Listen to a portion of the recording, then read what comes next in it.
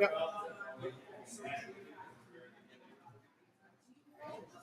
Sounds like they feel much better.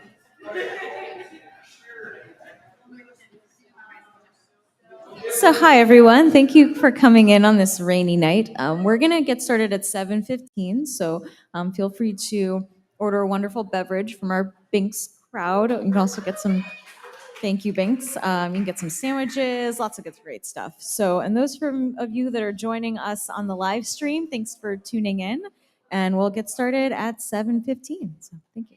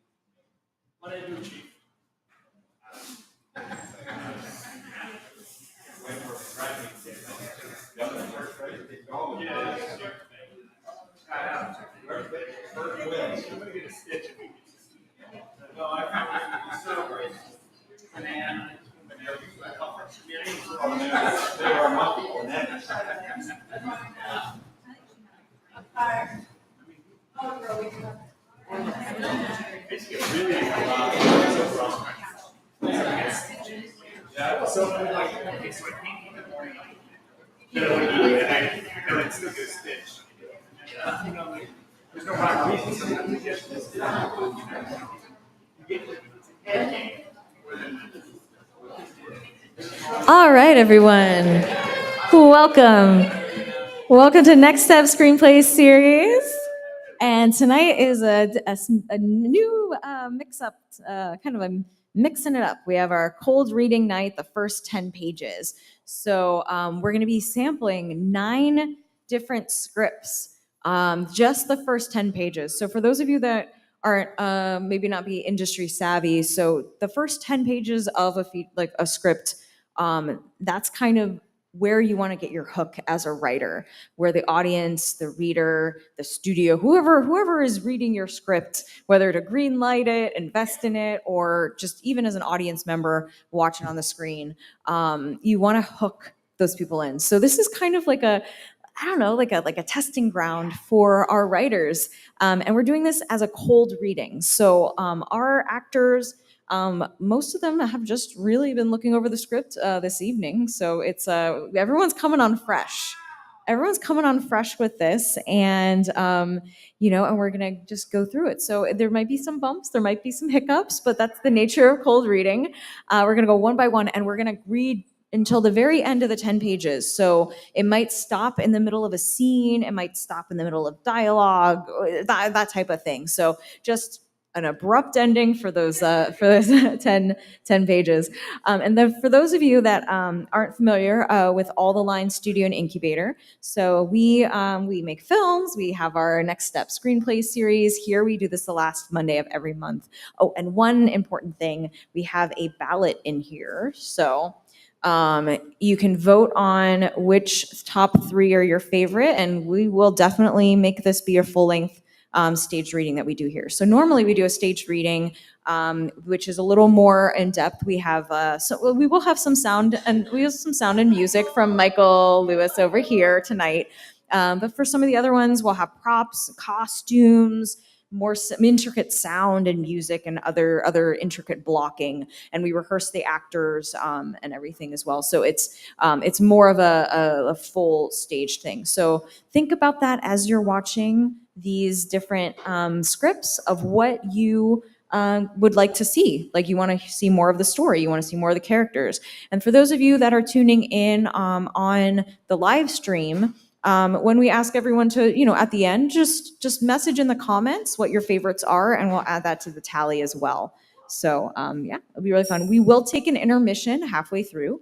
So yeah, and we'll announce that so that way you can kind of stretch your legs and all of that. Great. So without further ado, we'll get started with our first one, which is Conversations with My Father, which is by Lee Lopez. So.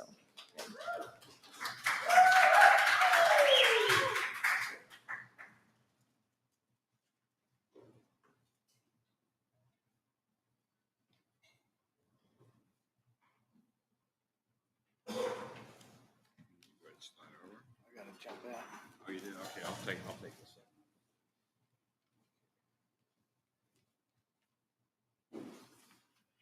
Oh, you've never.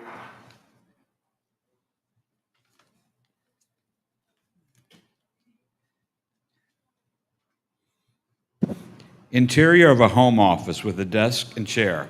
There's a window to the side yard next to the desk with daylight streaming.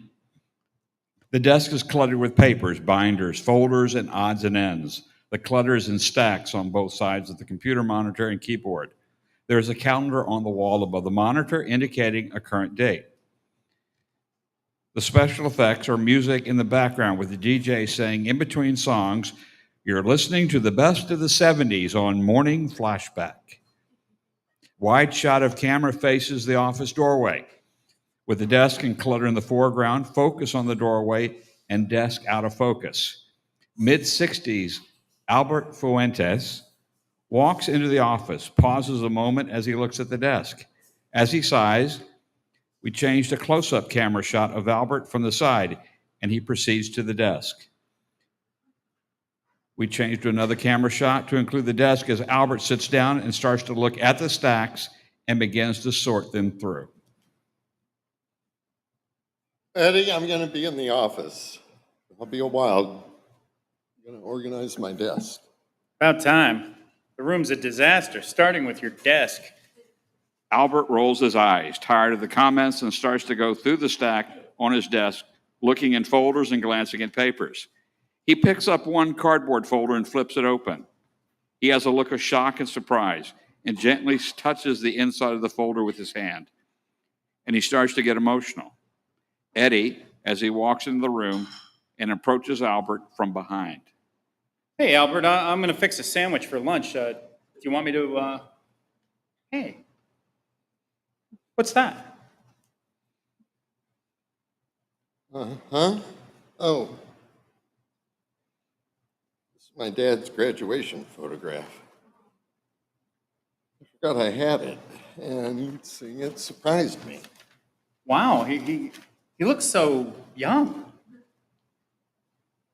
Yeah, this was 1944, and he must have just turned 18. He was living by himself then because Grandma and Grandpa moved to Corpus Christi in 1943 because that's where the jobs were for the war. Dad said he wanted to stay at San Pedrino High School for his senior year. I can't imagine living alone, taking care of the house and going to school all by himself. I would have liked to have met him back then when he was a teenager and just talked to him. Ask him what his plans are, his dreams. Your dad joined the Marines before the war ended? Right. Yeah. Michael Albert Fuentes put off college to be a soldier like two of his brothers. Oh, Pops, there's so much I could tell you, warn you. Don't smoke so much and try to make healthy life choices so you won't. You arranged a nice military funeral for him with the 21-gun salute. Albert, what's wrong? Albert. I forgot what day Dad died. I remember it was in the summer of 1997, but Eddie, I forgot when he died. Oh God, how can a son forget what day his father died? Albert, calm down. You have a copy of the obituary here somewhere. Yeah, Well, you'll find it. It'll be okay. It'll be okay.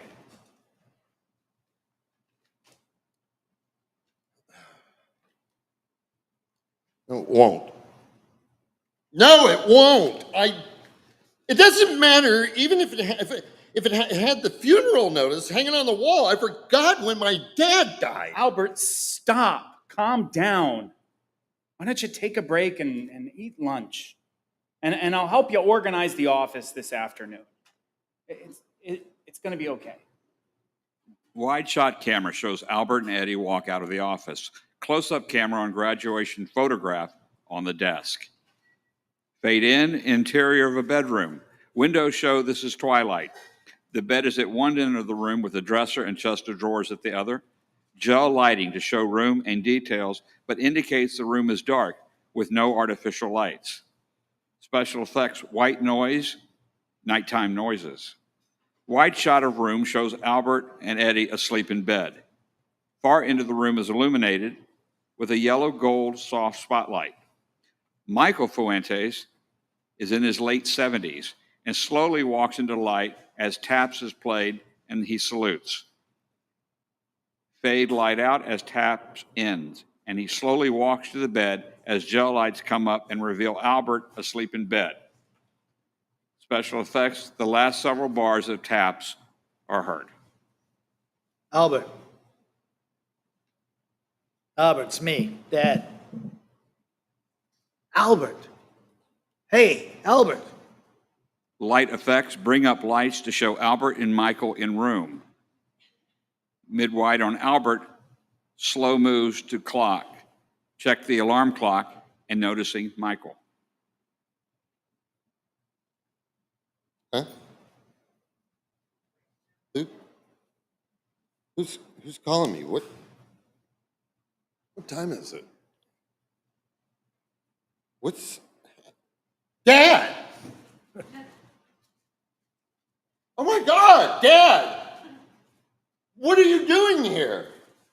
What is this? Oh God, no. Am I dead? Dad, did I die? Son, calm down. No, you're not dead. And you're not alive. What? How? What is this? Because you How come I can see you?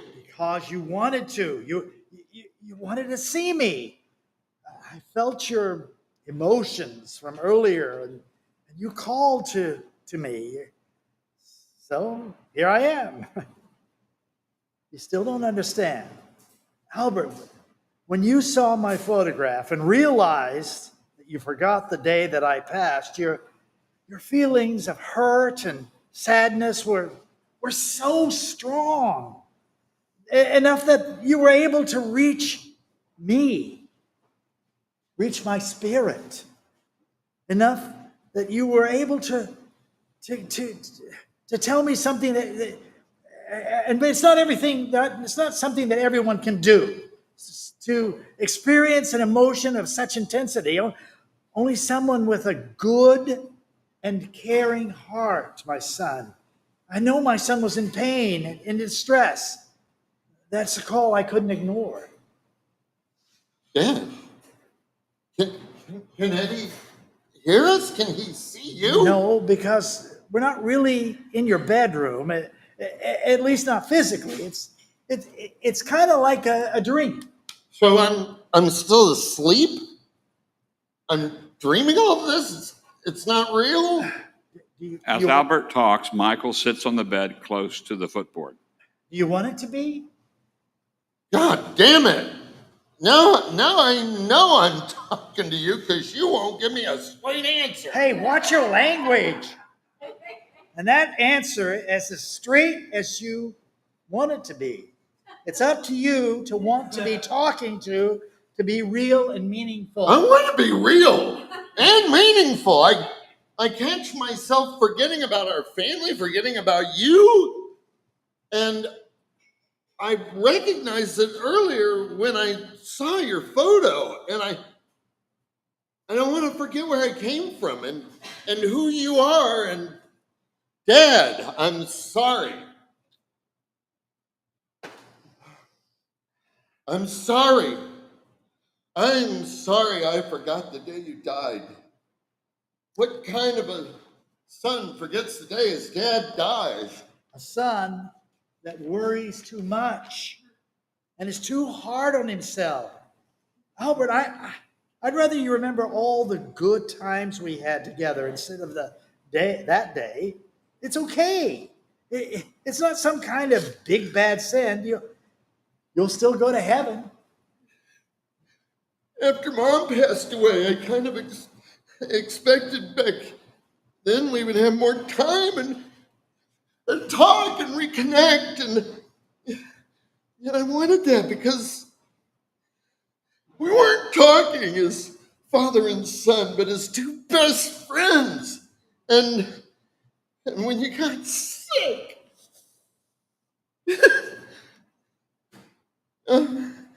I still have your coffee mug from Texas Burger. The one you would get free refills because you were older than 67. Yeah, Texas Burger had the best coffee. That was good. When you and I would go to coffee in the morning. Oh, wow. I remember you'd be such a pain. Albert, we gotta get to Texas Burger as soon as they open at 10 o'clock. That's when the coffee's the best. Think about that. When it's 10 o'clock in the morning, and I guess the habits run deep, because now I don't like drinking my coffee before 10. Dad, I miss you and me. When we would go to coffee, I would give anything for that again. Albert, don't let the good memory become something that gets you upset. Makes you sad. Dad, this is when a living person like me visits a dead person like you, there in the afterlife happen a lot. No, not really. In fact, I think it's pretty uncommon. There have been other times when these visitations have happened, but they're rare. Wow.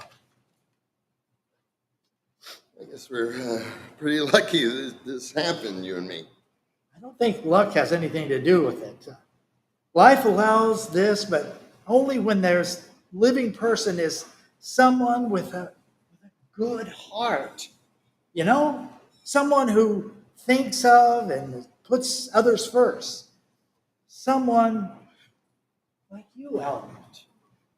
Plus, you connected with and became so emotional when you saw my graduation photograph. That was a huge part in this visitation becoming a journey for you.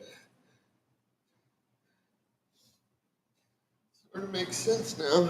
And this is a journey to discover who I am. Dad, when I saw your graduation photo, it made me think about you as a teenager and growing up in San Pedrino. You told me some stuff before, but it's been so long growing up with Grandpa and Grandma and Uncle Benny and Uncle Hector and Maggie, even Uncle Daniel. Your grandpa wasn't the easiest man to live with. Ma, your grandma told me that he changed after World War I. A lot of stuff that he saw fighting in the trenches. Grandpa wouldn't ever tell about it, but Daniel would tell us what he overhear Pop and with his friends about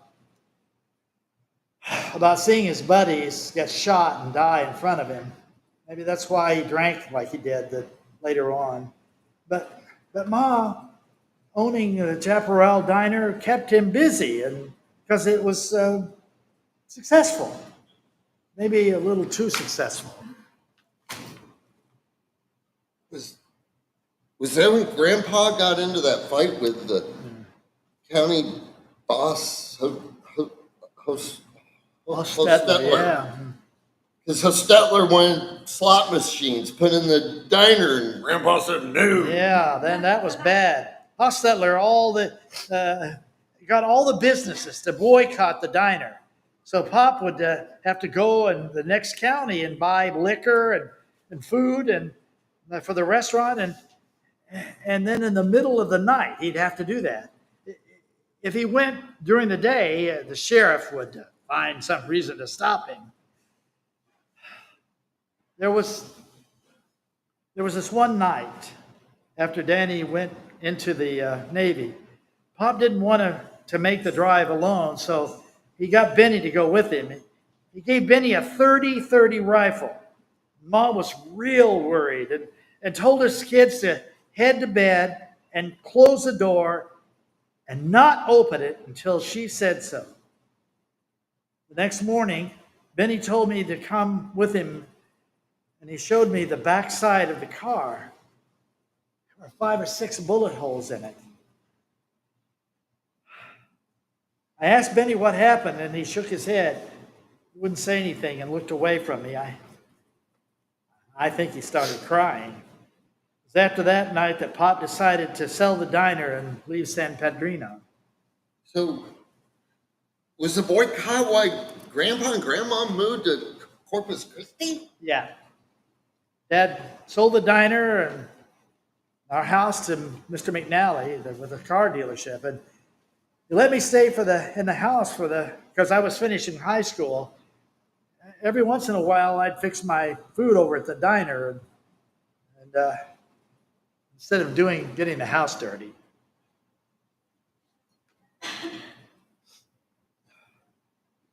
Dad, that must have been tough. I mean, live by yourself alone.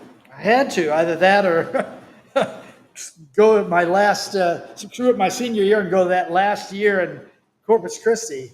I didn't like being on my own, but I didn't like the idea of, like I said, being in high school at Corpus Christi even more. I wanted to be with my friends that last year. Almost everyone who I knew in high school, I don't see them anymore. I haven't even been to any of the high school reunions. Huh. Nothing.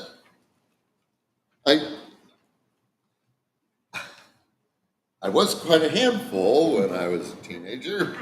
Your older brother was the bigger pain in the neck, but you definitely had your moments.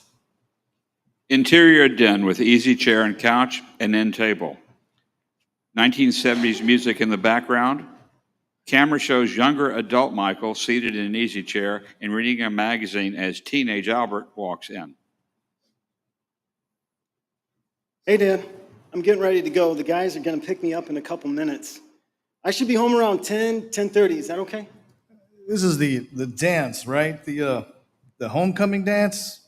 Do you guys even have dates? Nah, there'll be a lot of girls there at the dance by themselves. You know, my school used to have sock hops. In the fall and in the spring, those were really fun. And yeah, I really like this one song, "I'll Be Seeing You" by Bing Crosby. And yeah, he sang it, and I would slow dance with my girlfriend, Hortensia Chavez. She was so pretty, and she had green eyes. I'll be seeing you in all the old familiar places that this heart of mine embraces. Dad, that song's so old. I just don't get it. I'm going to go wait outside for you guys. Albert starts to walk out, and a pack of cigarettes falls out of his jacket. Albert tries to hide the pack with his feet. Michael sees the pack and gets angry. God damn it, Albert. What are you doing with cigarettes? Your mother and I told you no smoking. Give me that pack now. No, besides, you and Mom smoke all the time. You can't tell me no. Damn it, do not argue with me. I am your father. You do what I tell you. If I smoke or not, that is not the point. And just because your friends smoke doesn't mean you should. Use your head. Think for yourself. Don't do everything your friends do. Jesus, Albert, God, don't be so goddamn stupid. Don't call me stupid. I hate that. I hate when you call me stupid. You're a horrible father. Give me such a dick. That does it. You are grounded. Go to your room now. But the dance. The hell with the goddamn dance. Go to your room. Don't you ever talk to me like that. Interior of the bedroom. White noise, nighttime noises. Lights come up to show Albert and Michael in room. Albert, I'm sorry I called you stupid. I'm sorry I called you a dick. I really hurt you, didn't it? Calling you stupid.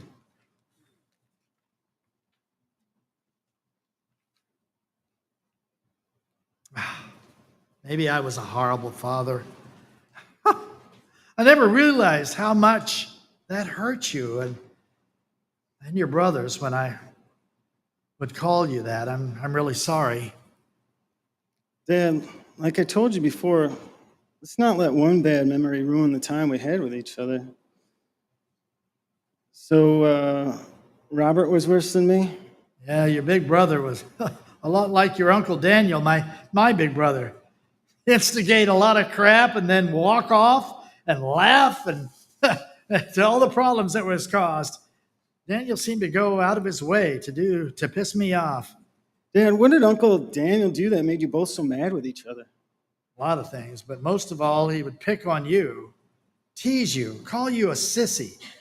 At one time when you were 6 years old, he put boxing gloves on you and made you fight little Danny. And he let you get beat up. And I found out, God damn, that made me mad. It was the last time you were ever to stay in his house. I remember you taught me how to box after that. And that one guy, the amateur boxer, your friend? Beto Ortiz, my buddy from the war. He taught me a lot about watching someone's feet so I know what they're going to do.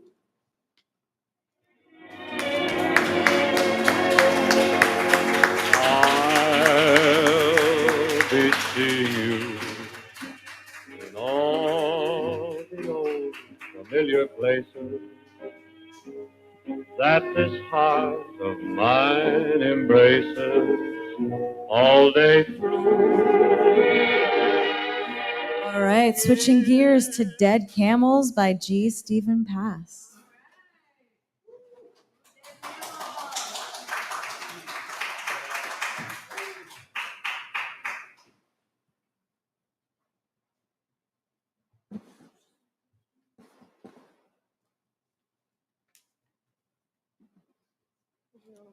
Where you want to go?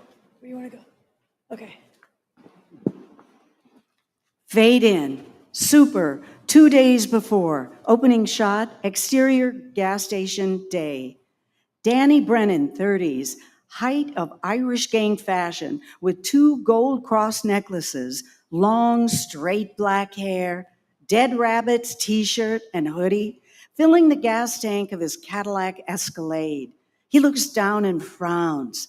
Danny removes a paper towel from the dispenser, spits on it, and rubs a spot on one of his white Air Jordan sneakers. Danny tosses the towel onto the pavement, and the wind carries it towards Sarah Green, 30s, in tight white jeans, clutching her purse in a plastic bag, gold loop earrings, keeping time with her high-heeled strut. Sarah occasionally stumbles over the cracked asphalt as she approaches the car. It's so friggin' hot. I got you a water and a ham sandwich. You just can't keep popping oppas and drinking dew. How can you wear a hoodie in this weather? You should have seen the guy behind the counter, Danny. Half his teeth were missing. Sarah reaches into her bag and removes a Pepsi and opens it.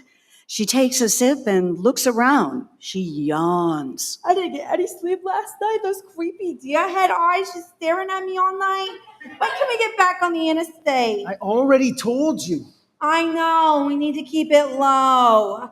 That's all you said, not why you woke me up in the middle of the night, why I had only time to pack one little suitcase. Where are we going? Danny. Get in the car, Sarah. Get in the car and shut up. Interior, Escalade, continuous.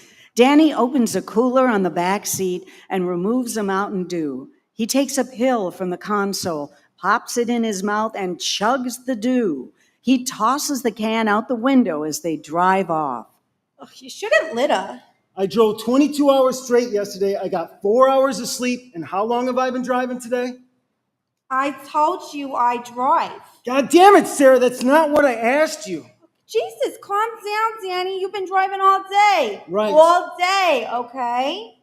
Right. So do you think you could shut the fuck up now? Sure, Danny. No problem. Sarah stares out the window. She fidgets in her seat. She takes a sip of her Pepsi.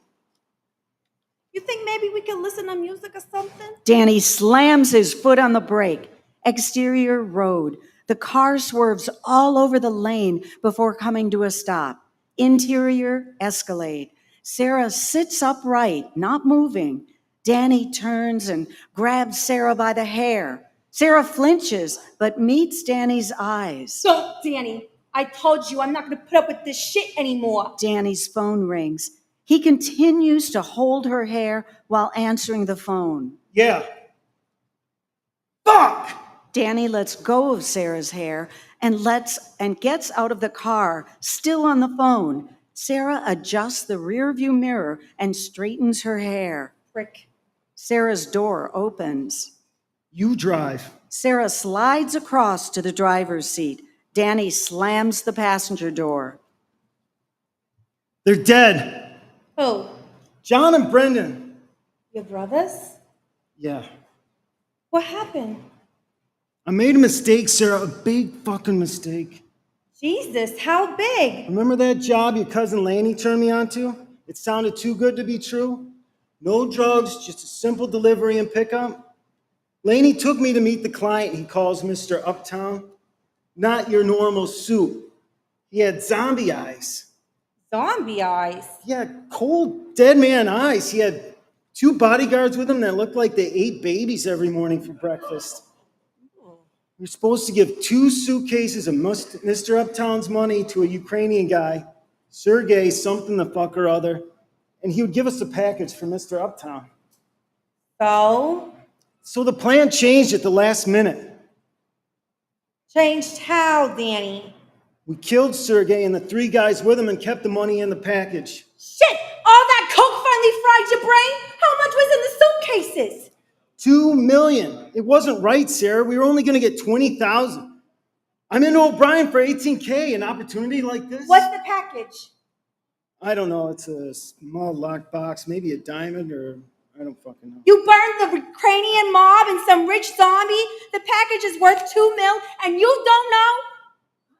I gotta think. What's there to fucking think about? Return the money and the package. Call Andy and have him set it up. No way I'm giving up the money. Fine. Oh, then give back the package. At least get uptime off our backs. You still have the package, right? Right? It's our insurance. What do you mean? Enough, Sarah, drive. I gotta think. You want to make a bet, Danny? On what? On who will kill us first? The Ukrainians or Uptown? Interior Escalade, day later. Danny is sleeping, Sarah driving.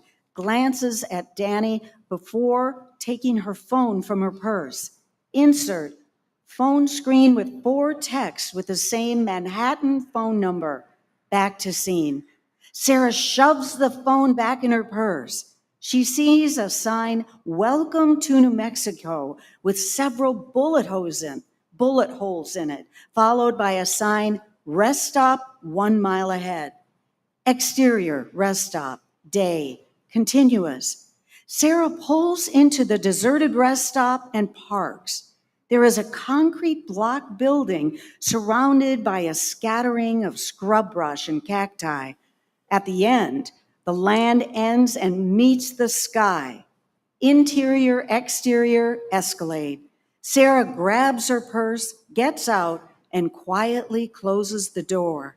Exterior, rest stop. Sarah glances back at the car as she walks towards the restroom building. Interior, Escalade. Danny's eyes pop open. Exterior, rest stop, continuous. Sarah leaves the restroom building. Danny grabs her by the throat and throws her against the wall. Who are you talking to? My sister, Kathy. I just wanted to let her know that I was okay. Give me it. You're being paranoid, all that dope. Danny squeezes her throat and grabs her purse. He finds her phone and drops the purse. Sarah, choking, slumps to her knees. 4 texts and the call you just made, all to the same Manhattan number? So Kathy won the Powerball and moved to Park Avenue. Danny slams Sarah's forehead against the sidewalk. What do you say we call and see who answers? Sarah, blood dripping from above her eye, raises her head. She reaches into her purse and takes out a Beretta .30-32 pistol and points it at Danny. Give me the phone, Danny. You're in a mess and I'm the only one that can get you out of it. You? Really? Okay, here. Danny holds out the phone. As Sarah reaches for it, Danny kicks Sarah in the stomach. Sarah gags.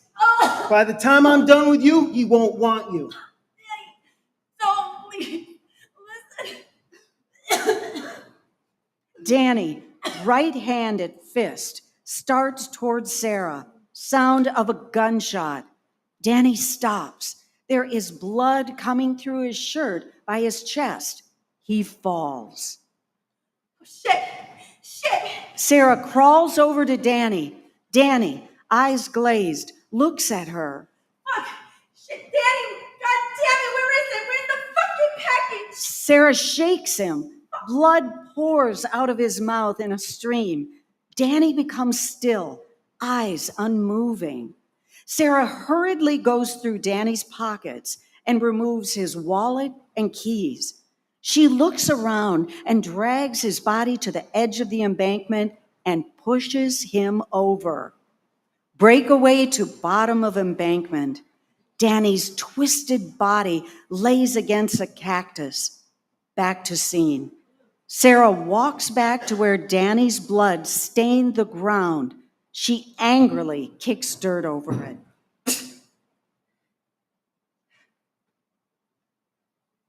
End.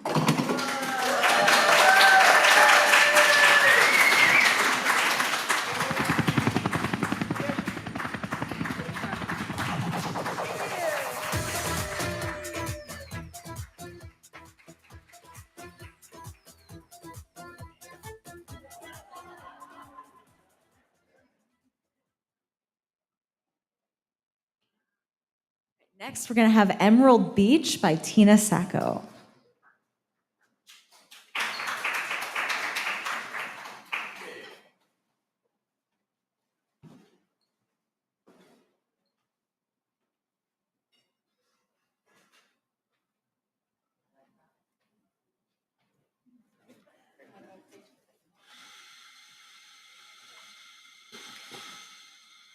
Fade in. Exterior Reese Street evening.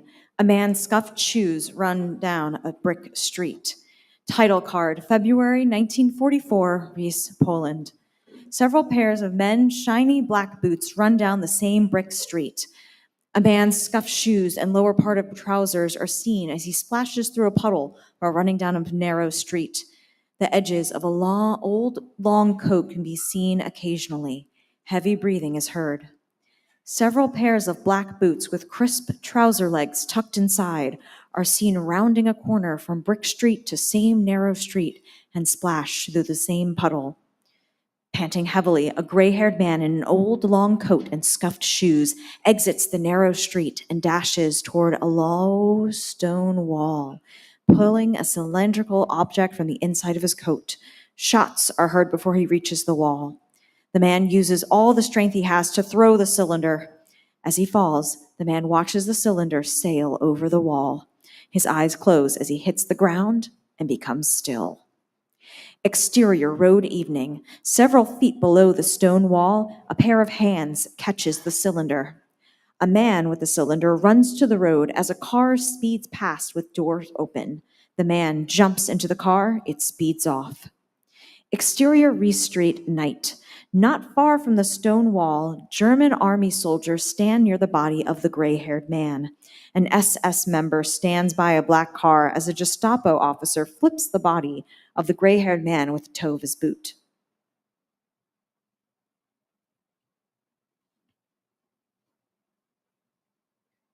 And to others?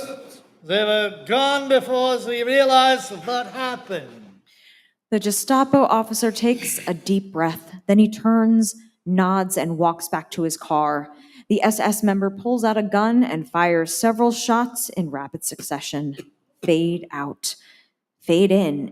Interior car night. Wipers pass back and forth, periodically revealing headlights peering through absolute darkness and heavy rain. Exterior coastline road night. A 1940 sedan travels along a lonely coastline road through a thunderstorm. Title card, June 6th, 1944, Emerald Beach, Florida. Interior car night. A man's arm reaches down to the ashtray to put out a cigarette.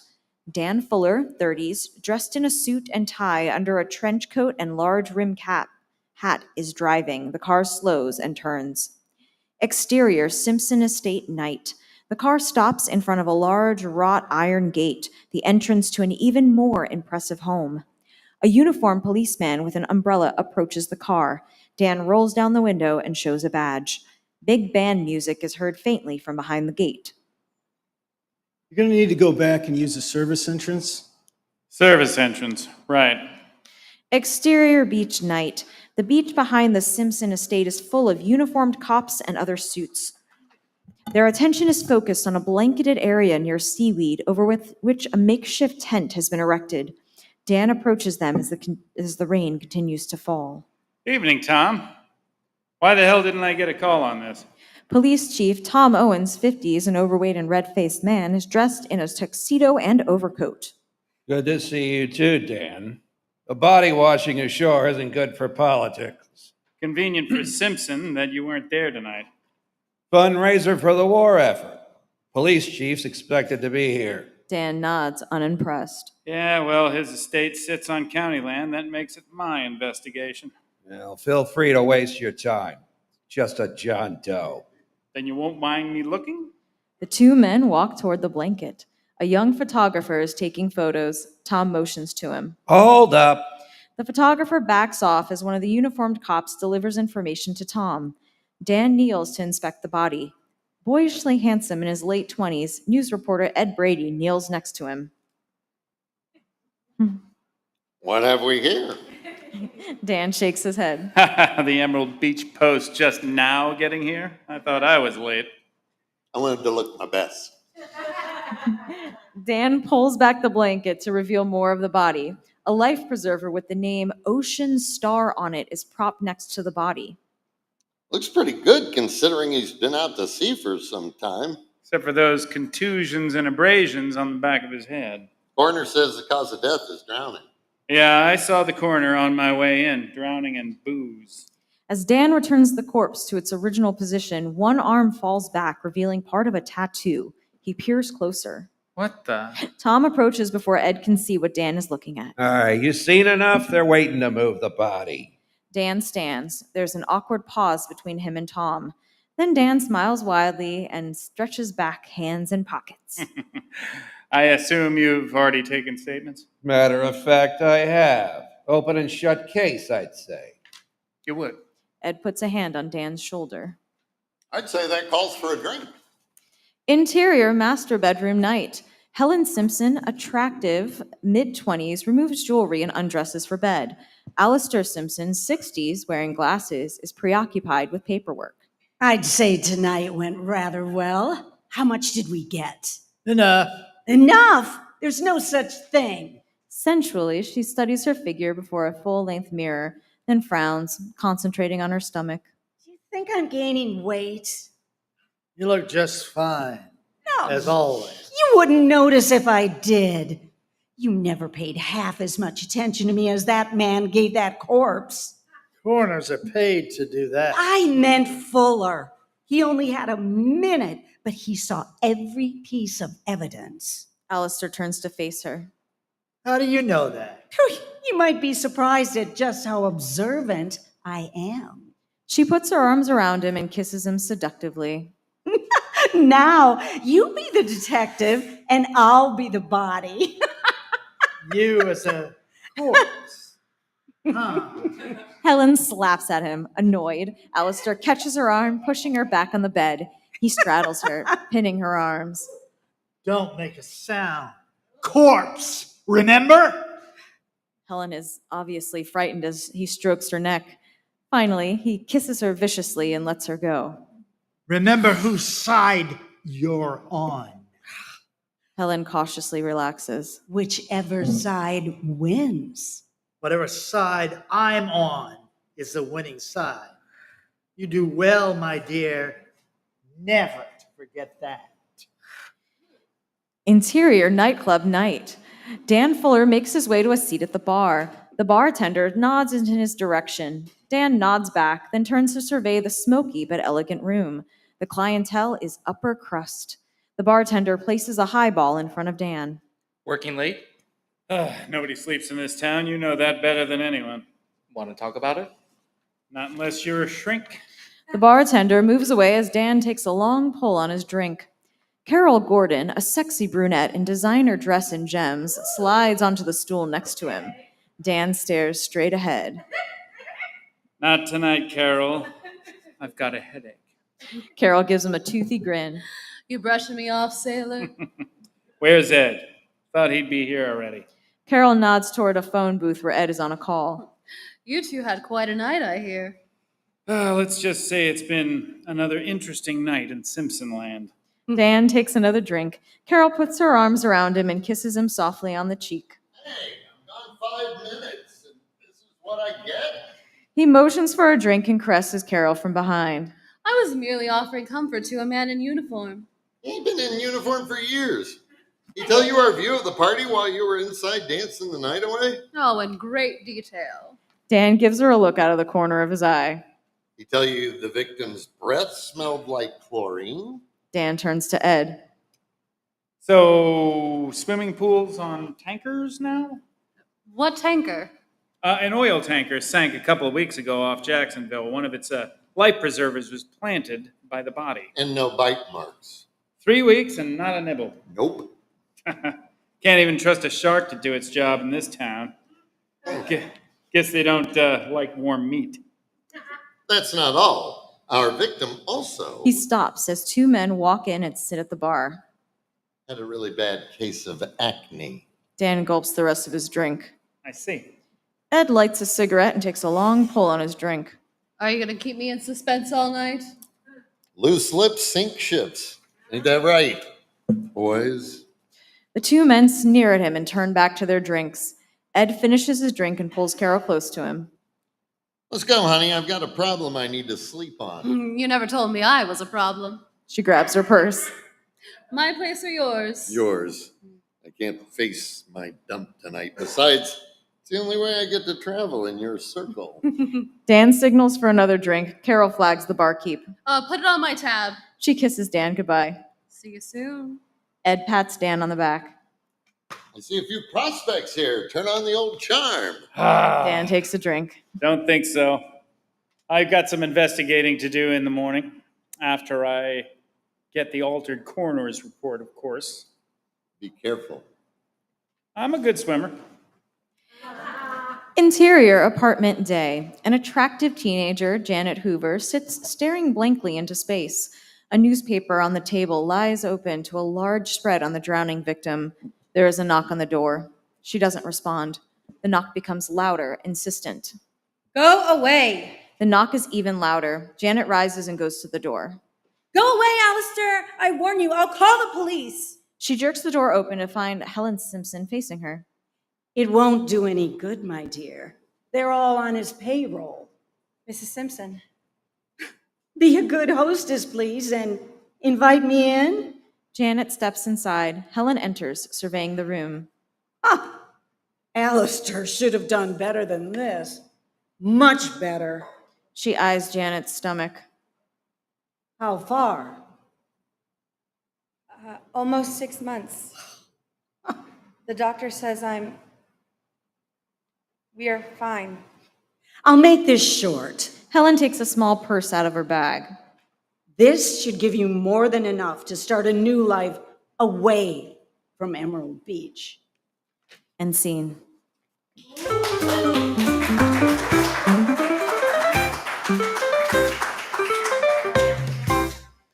Next, we have Kingdom City by Michael Lamberti.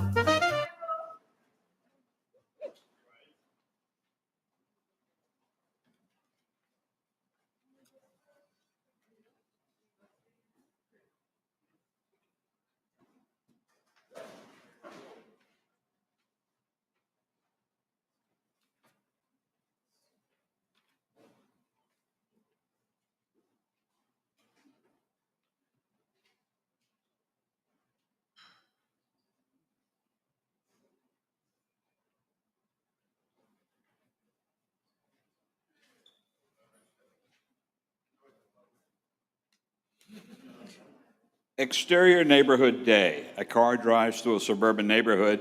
Kids play outside and the elderly sit on their patios. Interior car day. Adam, 18 years old, long hair and boyish features, performs to a classic rock song as he drives. His hands pound on the steering wheel. Exterior neighborhood morning. Music blasts. An elderly couple shake their heads. Girl number one throws the ball to girl number two. Girl number two turns to the music and the ball hits her in the head. She falls. A car pulls around a cul-de-sac. Mailboxes sit in the center. Interior car day. Adam dramatically sings the lyrics. He turns his head and locks eyes with an elderly man watering his plants. Adam turns down the music. Exterior cul-de-sac day. Adam pulls around where mailboxes sit at the center. He approaches the mailboxes and uses a key to open one of the slots. He shuffles through multiple letters, then stops at one. It's a letter from Carmel Claim University. Interior car day, Adam enters. He tosses the mail onto the passenger seat. His phone rings. It's his mom. Hey, Mom. Hey, Adam. Are you almost home? Yeah, I just stopped for the mail. Oh, did you get the letter? I did, but I didn't open it yet. Well, what are you waiting for? I just think I already know my answer. How do you already know if you didn't read it yet? I just know, Mom. Well, why don't you open it now? I'll be home in a minute. I'll do it then. Okay, buddy. I'll see you soon. Adam hangs up. He picks up the letter and stares at it. Then he flips it over and peels it open. He skims the letter and finds a word in giant letters. Congratulations. Oh my God. He lowers the letter. He slaps the dashboard. Let's go! He hops out of the car. I got it! I freaking got it! The elderly man glares at Adam with his hose in his hand. I got accepted to my dream school. I don't care. Adam Alrighty stops then. jumping. Alrighty then. He climbs back in his car and pulls away. Exterior high school graduation football field day. Thousands of people gather to celebrate the class of 2023. People cheer and celebrate as their children become adults. Adam now wears a cap and gown. Vincent, 19, fellow student and friend, walks by. Hey, Vinny, let's get a selfie. Adam's phone dings. It's a text from his dad. Hey, buddy. I saw that you graduated. I was wondering if you wanted to meet up sometime. Adam stares at the text. His thumbs hover over the keyboard. Adam, come over here. We're taking pictures. All right, I'll be right there. Adam turns his phone off. Interior Adam's house kitchen night. Sandra, 57, Adam's mom, an overworked single parent, cooks a large meal. The kitchen counter is full of dishes. Adam sits at the table. He stares at the text from his dad. Hey, Adam, can you set the table? Adam glares at his phone. Adam, are you even... Sandra looks at Adam as he stares at his phone blankly. Who died? What? No one died, Mom. But Dad, He motions to his phone. Oh, what does he want? Sandra washes her hands and grabs a towel. She walks toward Adam and holds her hand out for the phone. Can I see? He hands his phone to her and she reads Dad's message. After 18 years? Adam interlocks his fingers and looks down. Buddy, if you want to meet him, that's up to you. What happened between he and I, it's our business. I would never be angry with you for making that choice. no. If he cared about me, he would have called sooner. Sandra rubs Adam's neck. She puts the phone down on the table and crouches beside him. You've always wanted to meet him. Now you have that chance. Adam looks her in the eyes. Think about it. Adam remains silent. Are you okay? Yeah, I'll be okay. Sandra boops Adam's nose. Ding dong.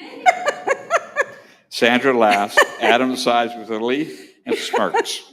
All right, come and help me now. You know how your uncle gets when he's not fed on time. Sandra enters the kitchen. Ding. Adam opens a message from Vincent. Boys camping trip next weekend, you in? Exterior campsite night. Multiple RVs and campers line the lake with fire pits and picnic tables outside. A thick layer of trees surrounds them. Adam and Vincent set up a tent. Jacob, 21, muscular, builds a fire. That's crazy. Your dad messaged you. You gonna meet him? I don't know. I'm deciding if it's worth it. Yeah, like what if he was a psychopath or something? I'm not saying he is, but you know. You barely talk about your dad. Is there a reason why? Interior Adam's house kitchen, night. It's a flashback. David, 32, Adam's dad, sits at the table and smokes a cigarette with a half-drank liquor bottle in his other hand. Sandra stands near David with a knife. Exterior campsite night, end of flashback. Adam ponders, then pieces the tent poles together. I'd rather not talk about it. Vincent pushes two poles together, bringing the tent to completion. All right. He dusts off his hands. Jacob adds wood to the fire. We're set, boys. I'll grab the hot dogs. He strides toward the car. Adam and Vincent sit by the fire. So what's the plan, Adam? College? I got accepted at Carmel Clam University. It's a good school, but I'm not sure what I want to do yet. Vincent nods. What about you? I'm thinking about starting a clothing brand. That's cool. Do you create designs? I have a designer that I'll be working with. I'm still waiting for her to send me some drafts. But hey, if you need work, I got you. Vinny, did you forget the cooler? Adam pushes Vincent's shoulder. You had one job, man. God damn it. Exterior campsite night. Montage begins. Adam, Vincent, and Jacob play cards together at the picnic table with beers in hand. Adam slaps Vincent in the face while he's sleeping, and Jacob records it. Vincent chases after Adam and Jacob. Adam, Vincent, and Jacob sing karaoke by the fire. Adam, Vincent, and Jacob take shots in the camper.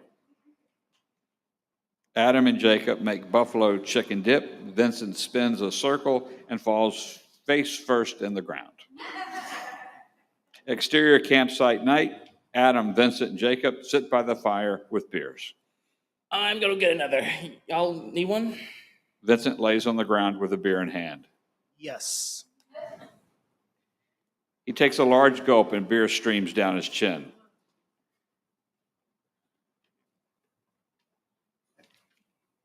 Jacob, didn't you hear the man? Adam kicks Jacob's chair. He wakes up. Huh? What? Never mind, bud. Adam walks to the cooler behind the car. Furry dark figure number 1 and furry dark figure number 2 come from behind Jacob and Vincent. The figures hit them over the head and knock them out. Adam returns with a new beer, but the boys have vanished. Ha ha. Very funny, guys. Adam sits by the fire. Y'all can't scare me anymore. I'm an adult now. He chugs most of his beer and burps. He falls off of his chair and stares to the flames of the fire. A faded image of David's face blends with the heat waves. Adam passes out. Exterior Kingdom City, beach, day. Adam wakes up laying on white sand. He turns to the ocean. Vinny, Jacob. Fuck! Adam takes out his phone, but has no signal. Of course, high school did not prepare me for this.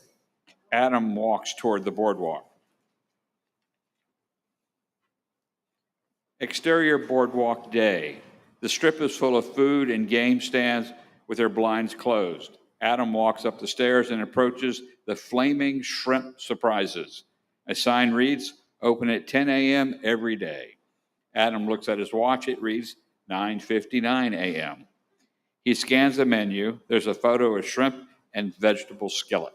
That looks good. The blinds on the stands open. The fisherman, an anthropomorphic crocodile, wears a bucket hat and vest. Adam and fisherman lock eyes, then scream at the same time. What the hell are you? Fisherman closes the stand. Adam runs toward the stairs. Anthropomorphic cheetahs, hyenas, elephants, and pigs all stare at Adam like an alien. They all record and take pictures of him. Adam slows down as he approaches a parked taxi. Interior taxi day. Breaking news. Authorities are alerting us to be on the lookout for a human on the loose. That's right, folks. The lost species has returned. Adam climbs in. So let's work together to keep Kingdom City safe. Taxi driver, an anthropomorphic camel, turns to Adam. Where to? Adam screams and exits. That was one strange otter.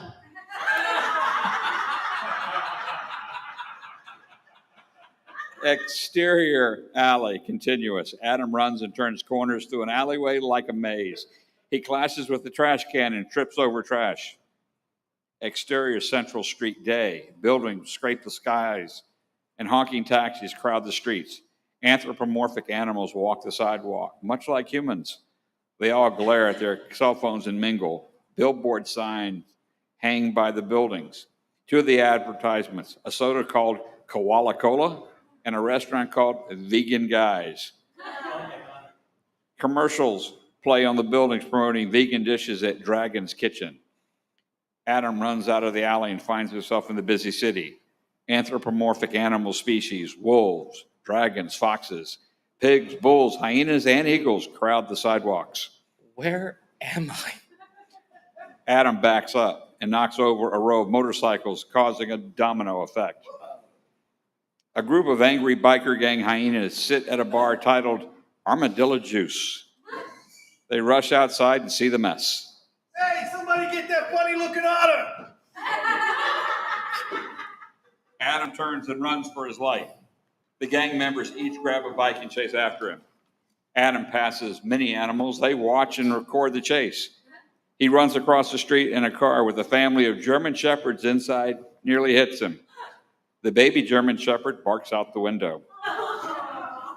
Adam runs and the biker gang grows nearer. Adam bumps into Keith, 33, a blue dragon, famous chef, wearing a backpack and stopping in his tracks. A human.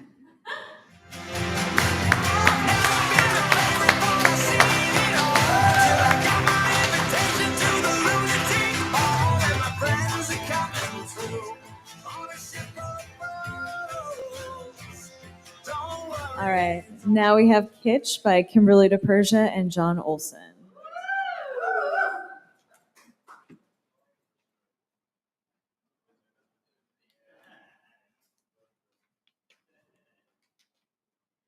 The sound of urinating. Fade in. Interior bathroom day. Nautical wallpaper and over it a big cheesy washboard sign. Some folksy stencil of an old-fashioned toilet complete with proverb in large cursive letters. Just let it all go. A young woman in her 30s, Becky, healthy, sits on a toilet assistance chair, the kind of rig you'd see at a hospital or nursing home. Black shoes, black stockings at her ankles, black skirt and a blouse, pearl earrings, hair pulled into a tight bun. She leans forward, head collapsing into her hands. She sighs, finishes peeing, and reaches for, "Come on, people." She pops an empty toilet paper tube off the freestanding mermaid holder, pitches it, and stretches ungracefully under the sink for another roll. Cut to begin credits montage. Interior, Becky's house, various day. Mallard duck wallpaper, cornucopia wallpaper, swimming trout wallpaper with a rainbow trout clock, dolly with a figure on top, a smiling bear and a sandwich board sign, grin and bear it, lilac wallpaper and a purple bedroom crammed floor to ceiling with a hoarder's cache of clothes and shoes and bags of who knows what. A wall decal above a half-buried headboard, bless this mess. Another bedroom, uncluttered and pristine, yellow carpet, yellow drapes, sunflower wallpaper with a framed print, Van Gogh sunflowers. Exterior front of house, day. A modest one-story home with attached garage, among a few other houses spread out. Woods behind, cars lining the driveway and street in front. Canadian goose mailbox, beluga whale doormat with message, "Whale, look who's here." Interior living room day, wide ledge of a picture window, overrun by an army of cartoon solar-powered wiggle toys just clicking away. Mismatched flower bouquets and sympathy cards crowding a mantle. In the center, 3 framed pictures of the same woman, a grainy 60s graduation photo, a 90s photo of her at the office with a giant box monitor covered in Beanie Babies, a recent photo of her, old, wheelchair, expressionless, Becky smiling behind her, a rosary draped over the frame. Interior dining room day, a fall leaves tablecloth, some fruit bowl napkins between 2 fruit bowls, meatballs, melon balls, cheese cubes on toothpicks, meat spiral, pickled things, cupcakes, a deviled egg tray with 1 egg left, written on the tray, "Here we go again." An elderly hand takes the last egg, titled Kish, end credits montage. Interior, Kohl's truck, day moving. A worn, full-sized white utility van cruises down the road, locking side compartments, mounted extension ladder, roof racks. Cole, 30s, drives arm out the window, smoking a cigarette on the dash, a bouquet of cheap dyed flowers. Cole coasts through what little town there is, a grocery dollar store, Supercuts, another dollar store, a hardware store out of business, another dollar store. Everything must go. A sprawling graveyard that grabs his attention as he drives by St. Francis Cemetery. Further down the road, he rolls to a stop at a red light and stares out the window in disgust. On the school lawn, a 10-foot plywood cutout of a round-faced pie man, painted with a big shit-eating grin as he eats a forkful of his own pie face. Next to it, a banner, St. John's Catholic School, 39th Annual Pie Fair. Cole shakes his head. This fucking town, and continues through the green light. Voiceover through all of Cole's driving. It's Cole. You know what to do. Beep. It's me, leaving yet again another message. I don't even know if you check these or not, but I'm gonna go ahead and assume maybe you're not coming now, or maybe you are and you're still driving. Maybe you had an accident and you're lying in a ditch for all I know, but this thing's almost over, so can you please just call me back and let me know you're alive or dead, or if you're in purgatory? I mean, I know you don't worry about these things, but normal people do, so in an extremely unprecedented act of normalcy, can you just go back to recent calls and call back the person who called you 5 times, who's probably the only person who's called you in 5 days? Because if you're not coming, it's fine. Like, I just don't want to sit around here and ask myself 1,000 questions. Oh, Hey, Becky. Interior kitchen day. Becky hovers over the sink, phone to her ear. She turns to find Steve breezing into the kitchen. what? It's brewing. It takes 5 minutes. It's not instant. No, not coffee. What? No, this can wait. You're on a phone thing. No, just what do they want now? We're having a slight, very slight, almost non-existent issue over a Tupperware issue. For fuck's sake, it's eggs! Becky flies into a cabinet for an empty Tupperware container. A very pregnant Jane shuffles in from the dining room with an empty serving plate. No, How many Tupperware containers does one person need? Look, here, just give it to the guy with deviled egg all over his shirt and just no salt. Okay? He's gonna ask you 1,000,000 questions about salt, and I give up. Just no salt. Jane, Steve looks to Jane for a clue. She's talking about Eggman, obviously. no, Eggman. I didn't know what you meant. He's good. He's drooling in your recliner. It's everybody else. What do you mean, everybody else? Well, they don't actually. I don't have enough Tupperware for all these people. I'm not Dollar General over here. Right. No, they brought their own Tupper now. Now they need. They brought their own goddamn Tupperware Yeah, they came prepared. to my house. They need bags.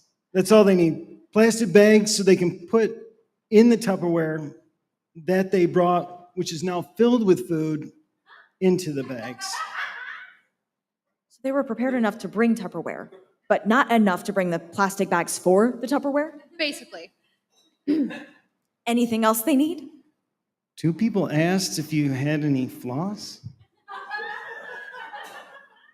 Floss. Steve shrugs. Becky remembers she's still holding the phone.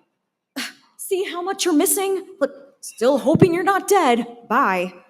She hangs up the phone and whips plastic bags out of a drawer. Here, bags. Take all the bags. Steve escapes with the bags. Becky jostles the coffee maker. Slowest coffee maker in the history of making coffee. Becky dives into the magnet-covered fridge and loads the counter with container after container of food. You know what the ancient Greek philosophers said about moments exactly like this? What? What did Socrates say about catering to a bunch of needy old people? Jane holds up the egg plate. Here we go. Again. Oh, please don't embrace that. Get it? Because it's about eggs. Please don't give it any more. Becky snatches the plate and returns it to the fridge. Do you have any idea how many crotchety little folksy pieces of shittery are in this house? I mean, hey, look at this. What's going on here? This menagerie. Becky digs in the fridge for the deviled egg container. Every time I think I've found them, another little, even more annoying one pops up like a little toxic toadstool in my soul.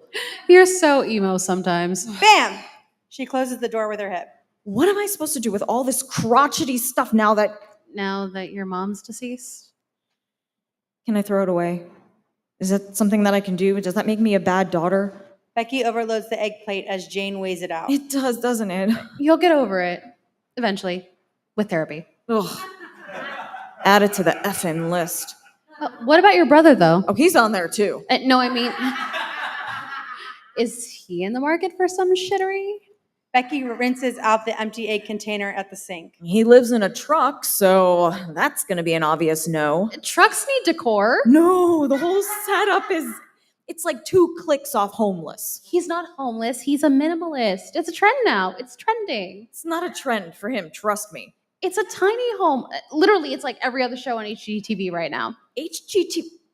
You're describing the complete opposite of my brother. He has no home, he has no garden, he has no TV. He brags about it. Steve flies back in. What now? I didn't say anything. So they're currently fine, in need of nothing? They would like some napkins. There's like 100 on the table. There were 100. Those are gone. They don't seem to need them at the moment, but they would still like more. I think they really love napkins.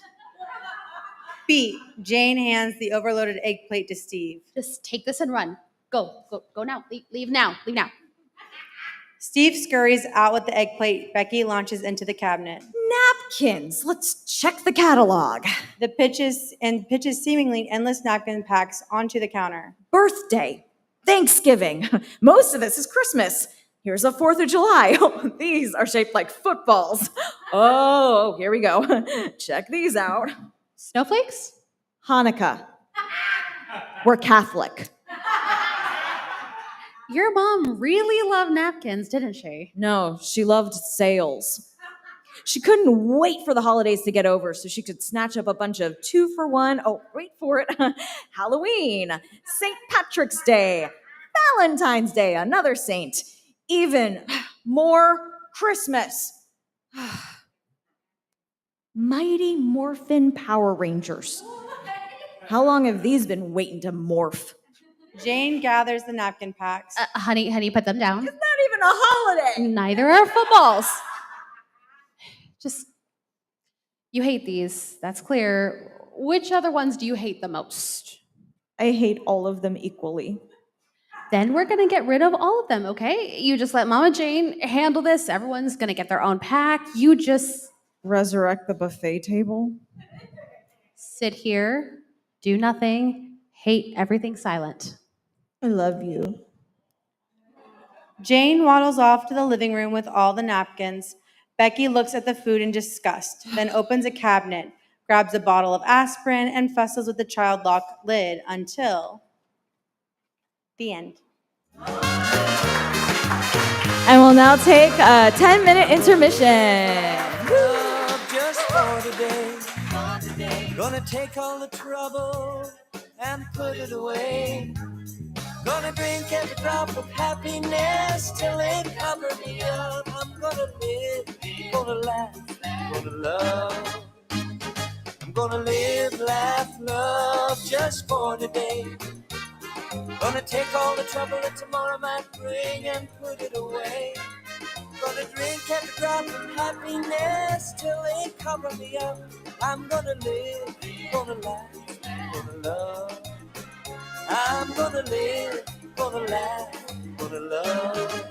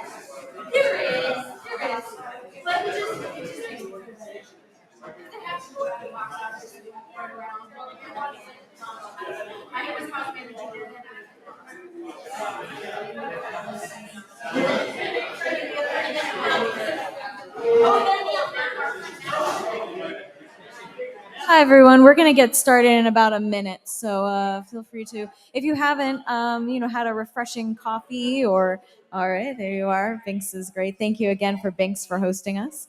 And yeah, we're going to get started in just a minute.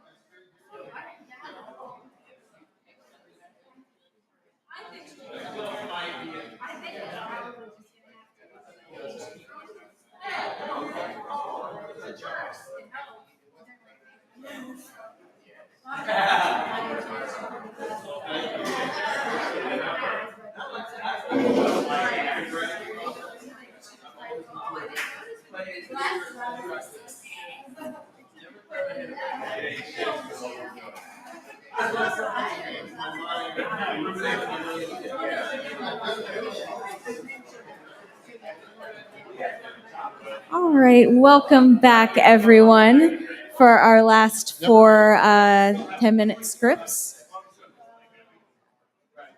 All right. Great. Our next one is Mind the Gap by F.F. Mormanni.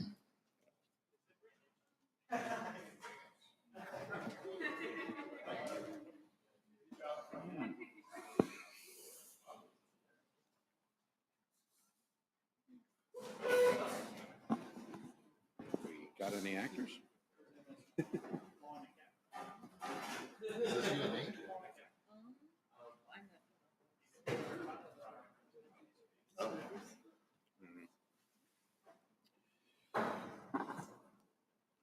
Over black, the sound of fast-moving subway cars.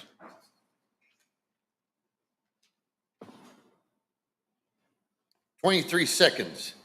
Interior, Times Square subway station, New York City, night, dream. A subway car zooms by. At a distance, a middle-aged man runs down the stairs, furtively looking to either side. In this amount of time, you can sprint down one New York City block, assuming there are no sluggish pedestrians to get in your way." This is Times Square, 42nd Street. Transfers available to the 1, 2, 3, 7, A, C, E, N, R, and W trains and shuttle to Grand Central. Connection is available to the Port Authority bus terminal. Interior, Times Square subway station platform, night, dream. The middle-aged man slows his pace, puts on black gloves, and pulls up his hood. On the other side of the platform, a subway gradually comes to a stop. 3 passengers exit. The middle-aged man watches them disappear up the steps. You can down a few shots with a coworker at a local rooftop bar. You can text your friend an inside joke. Then the middle-aged man glances at the schedule. 10 minutes until the next train. He puts his hands in his pockets and approaches the far left end of the platform. You can read the opening sentence of Dune. You can buy a bagel and schmear from a food truck with no line. Or you can call that shitty Chinese restaurant on West 17th Street to order an egg roll at midnight. The middle-aged man pushes the red caution sign out of the way, looks over his shoulder, and jumps down. In 23 seconds, you can also dodge an approaching subway car. As the silhouette of the middle-aged man disappears, 2 lights appear in the distance. They grow larger and brighter. But my dad didn't. The roar of an approaching train. Pre-lap, interior, Rocco's apartment, living room, New York City, night. Rocco Amiri, a thin 21-year-old with dark musk hair, jolts awake and gasps.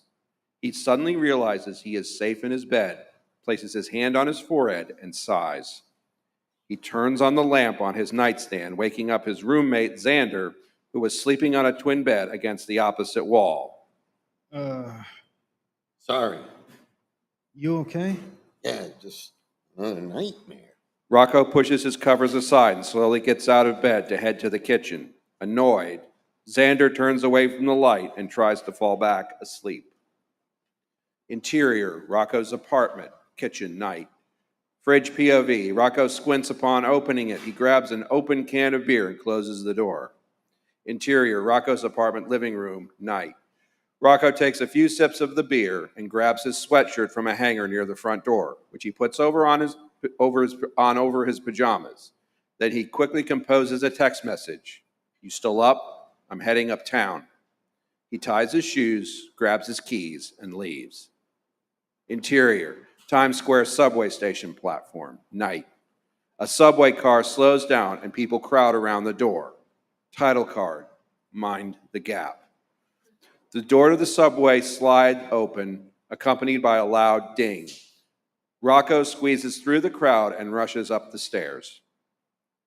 Interior, Times Square subway station hallway, night. Rocco looks down at his phone screen and sees that it is nearly 2 a.m. He searches the area. Thalia, a goth woman in her mid-20s, is leaning against a wall holding a camera bag, metronomically tapping her foot and eating a turkey sandwich out of a Ziploc bag. "Yo, Thalia!" Rocco waves. Thalia nods when she sees him.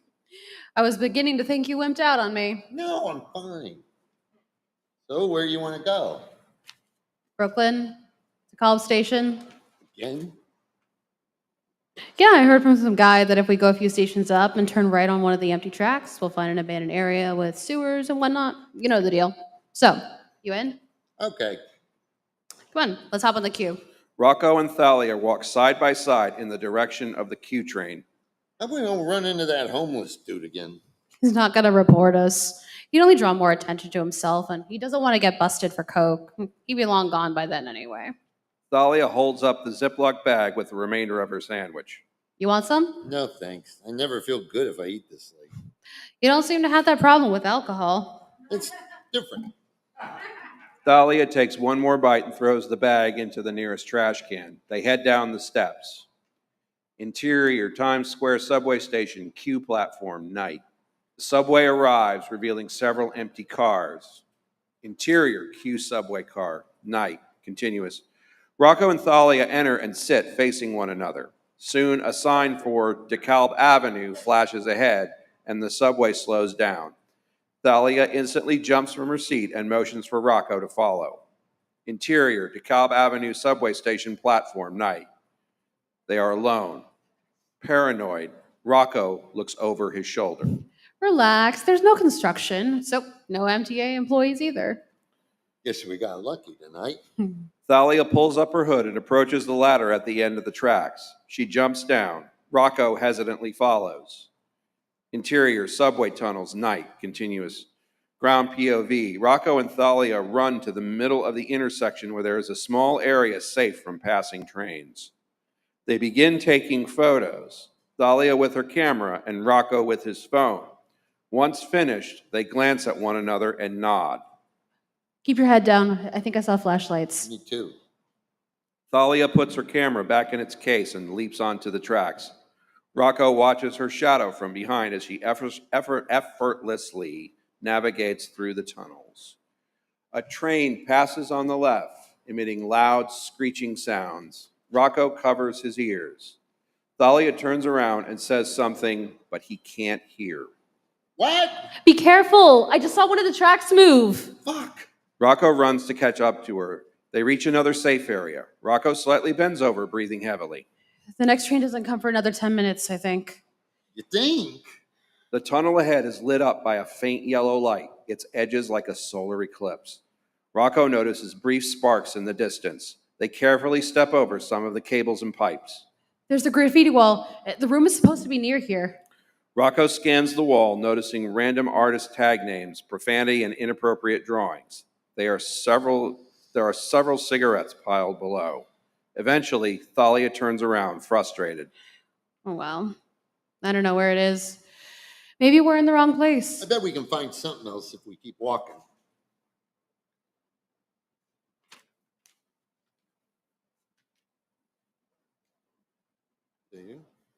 Oh, sorry. My apologies. No problem.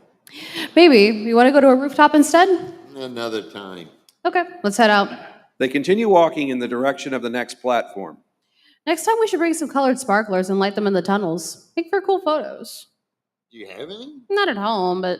Suddenly, she gasps and grabs Rocco's hand, pulling him toward the tunnel wall. MTA employees, fuck! I thought they would be done here by now. Didn't you say they weren't working? Rocco glances over his shoulder and sees moving flashlights shining in their direction. We have to go back now. Shouts echo through the tunnel, prompting Rocco and Thalia to start running. In front of the ladder, Thalia nudges Rocco. He trips, but prevents his fall by grabbing one of the ladder's rungs. He hoists himself onto the platform. Interior, subway station platform, night, continuous. Thalia climbs up and follows. Keep going! Keep going! A subway approaches from the right. They walk in circles with their heads down, trying to appear casual while waiting for the doors to open. They rush inside. Interior, subway car, night, continuous. They sit down next to each other, relieved. Shit, that was close. Tell me about it. Once the train leaves the station, Thalia hands Rocco one of her earbuds and puts the other in her ear. They play loud rap music to drown out the rumbling of the subway. Rocco watches the blurriness of the inner subway tunnel walls, lost in his own thoughts. Fade to interior, Dr. Bradfield's office, afternoon. Rocco is seated on a couch staring blankly at the wall. Across from him is Dr. Amy Bradfield, a woman in her mid-40s with dyed blonde hair. The office is dimly lit and sparsely furnished. How was your week? Fine. After an uncomfortable moment of silence, Rocco sinks deeper into the couch and avoids eye contact. Last week, you mentioned you were having trouble sleeping. Would you like to discuss that in more detail? The nightmares about my dad keep getting worse. I can't stop thinking about the accident. This makes absolutely no sense. Why am I so bothered by this? He didn't give two shits about me. Well, it's difficult to lose a parent at such a young age. Even more difficult when the death is sudden. Just because you didn't have a good relationship with him doesn't mean that it's not painful for you, particularly if there were unresolved issues. She takes a few notes. Talk to me more about how you've been feeling lately. I feel like I'm going insane. I only feel half decent when I smoke weed. Why did you let the train hit him? Why would he do something like that? Or was it an accident? I don't know. You may never find answers to these questions. Yeah, I don't accept that. Rocco withdraws further. Dr. Bradfield takes more notes. Did you ride the subway this week? Yeah, last night. Good. Very good. Did you feel more comfortable while you were there? Oh, yeah. Just another typical night in New York City. Interior, Ding Dong Cafe dining room night. Close-up of Rocco's hands as he wrings a washcloth over the bar sink and begins wiping the countertops. The main floor has a large central counter, booths on each wall, and black and white floor tiles. There is an old, dusty jukebox in the back. Rocco is alone. Interior, Ding Dong Cafe hallway night. Rocco walks by an office where Tricia, his manager, is rapidly typing on her computer keyboard. Rocco, you still here? Yeah, just finishing up. He grabs his backpack from one of the hangers. Don't forget to lock the door on your way out. Got it. He clocks out and walks towards the exit. Exterior, downtown New York streets, night. Rocco approaches the back of an apartment building where there is an open door to the laundry room. Interior, downtown apartment laundry room, night, continuous. Rocco locates a back staircase and heads up. The end. I want more.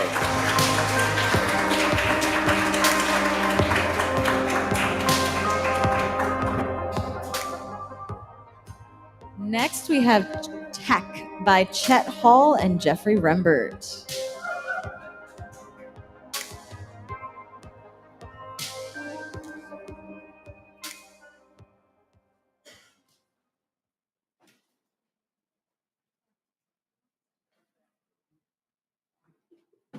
Nice lid, buddy.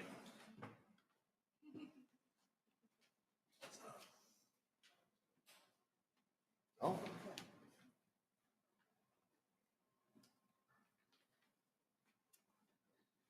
Doug suggested we rename this It Ain't Shakespeare.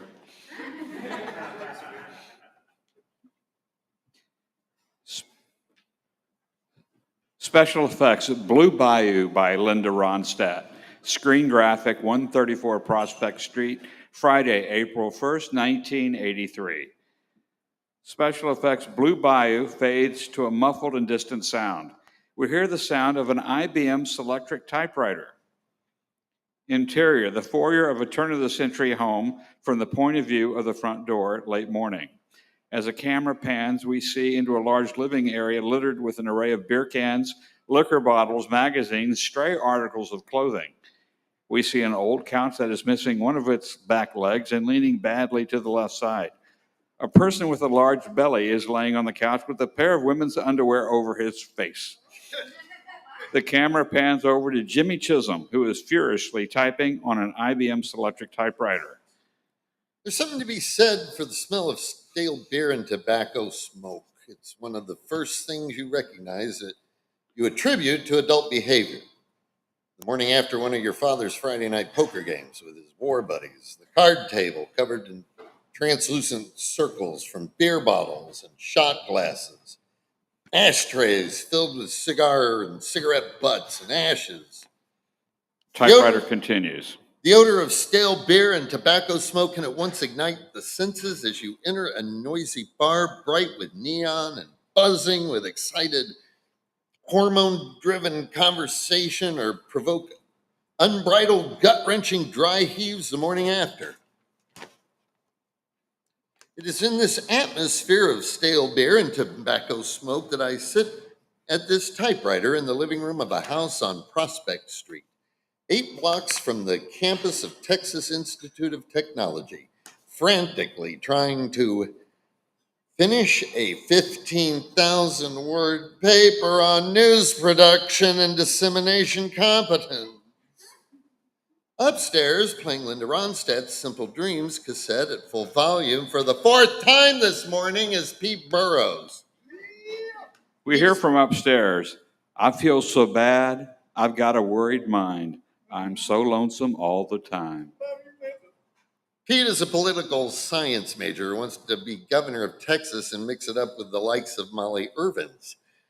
Ran for student body president with a campaign slogan, "The candidate from Terralingua, as sexy as it sounds and nothing like Nixon." He did not prevail. Over on the couch with his large dome-like belly sticking out from under his TIT t-shirt and a pair of women's undergarments draped over his face is Buff Pearson, whose real name is Joe, but was introduced to me as Buffalo Joe due to his father owning a bison ranch. Buff is studying ranch management so he can one day take over the family business when his father decides to take up golf, which he hates. We hear from upstairs. I'm going back one day. Come what may to Blue Bayou. Blue Bayou. Buff is also the second string left guard for the school football team, the Matadors.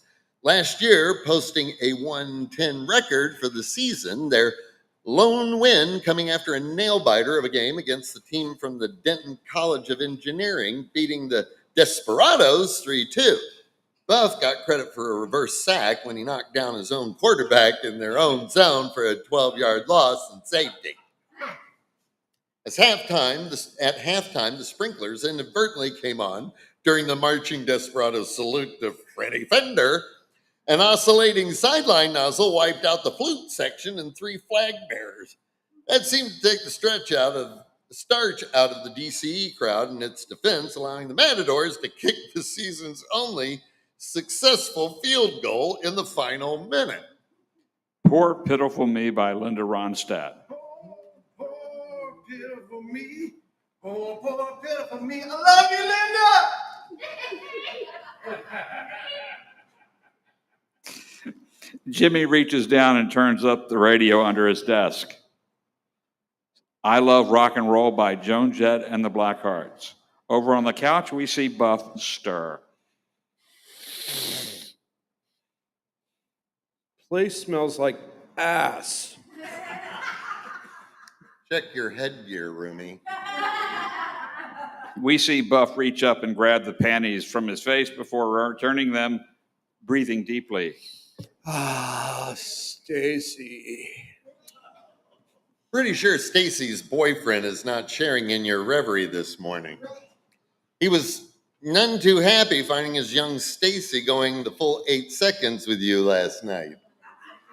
I wouldn't be worth my salt if I was to turn away from the inquisitive eyes of a lovely young Fort Worth co-ed.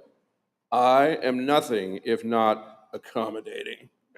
Well, Mr. Accommodating, turns out that the theater arts major named Bradley, who arrived with Stacy last night, was so inconsolable that he threw back 8 shots of wild turkey trying to get the courage up to defend the young lady's honor. Fortunately for you, Bradley entered the wrong bedroom, became disoriented, and spewed all over Butch Hutchins's ostrich Tony Llamas. He was none too amused. Suddenly, we see Pete come bounding down the stairs.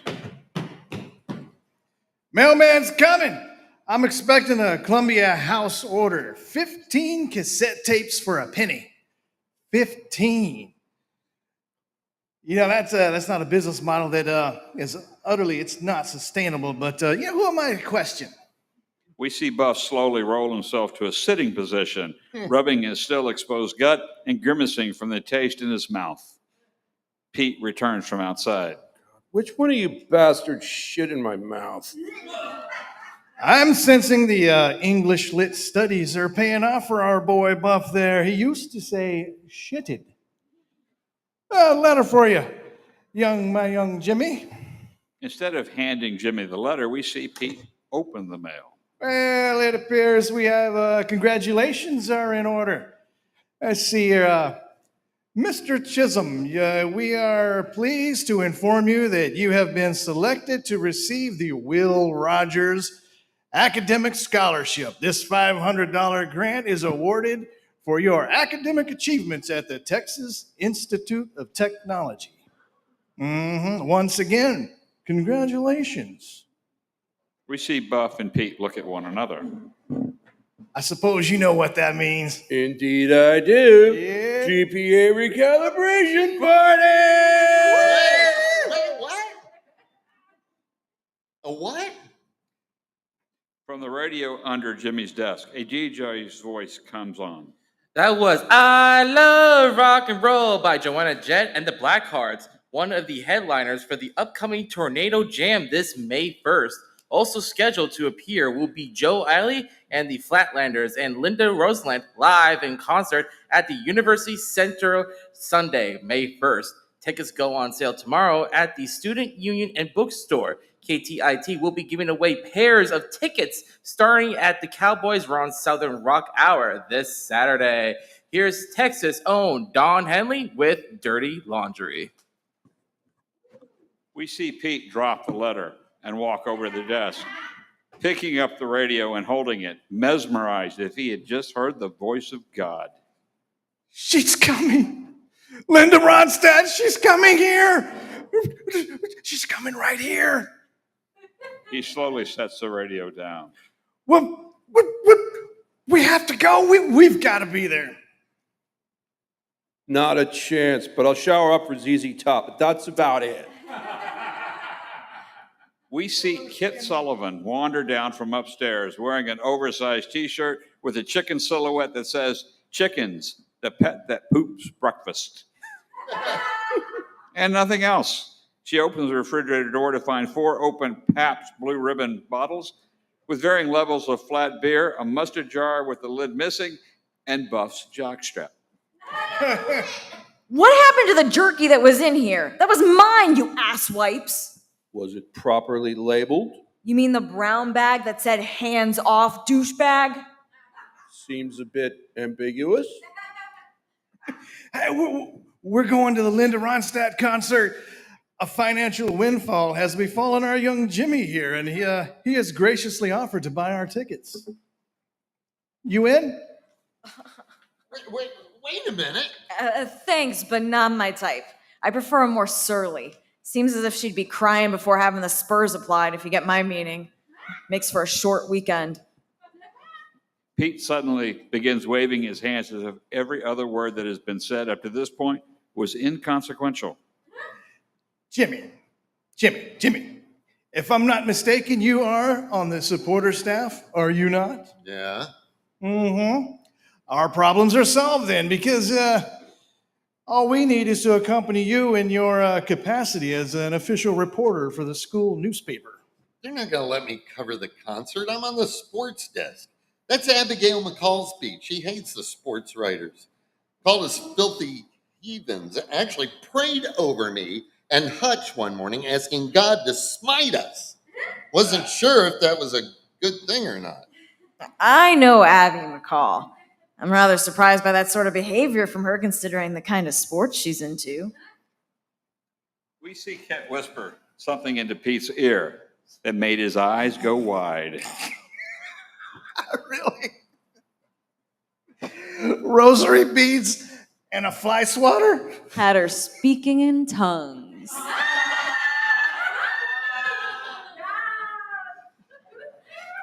We see Kit combine the 4 bottles of Pabst Blue Ribbon. Hey, those were mine. Tough shit. Well, hey. I don't suppose she would want something like that to get out, right? Suppose not. It's so easy to fall in love. It's so easy to fall in love. It's so easy. Yeah. It's so easy. So easy, it's so easy, it's so easy. Screen Graphic Journalism Building, Monday, April 4th, 1983.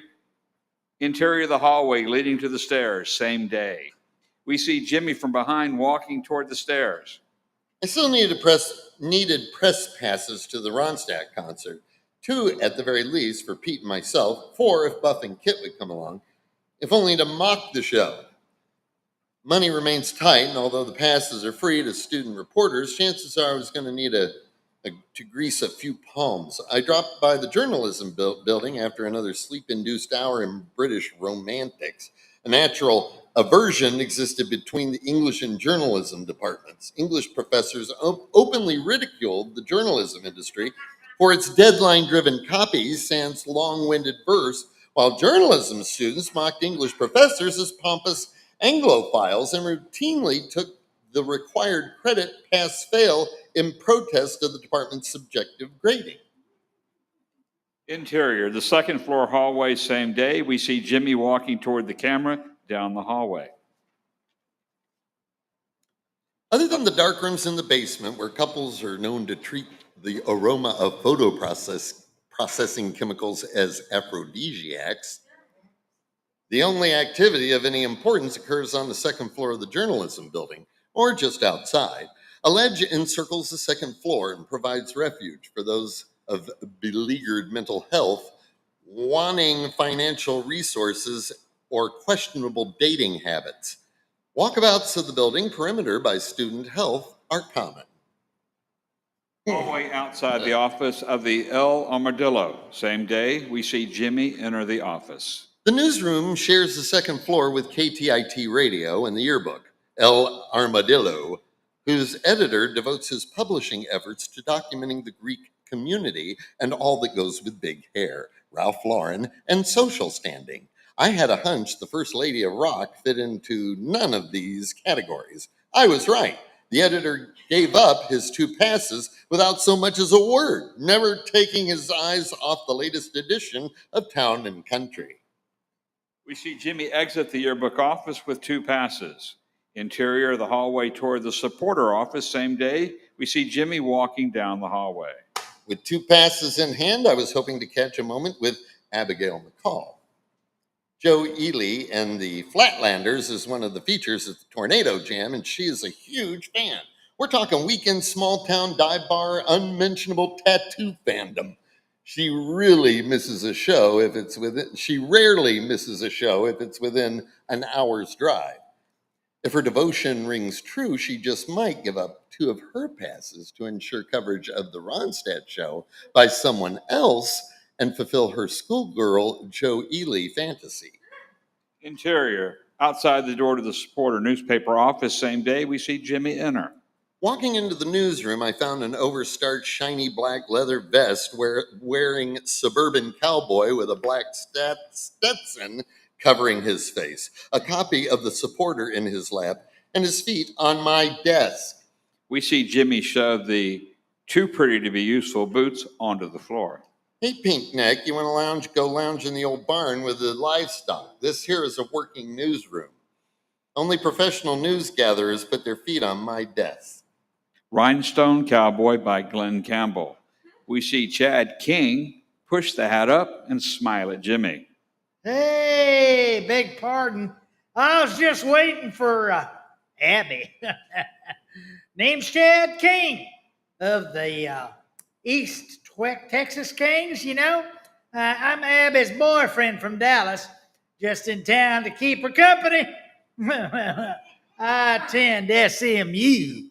Don't really give a shit.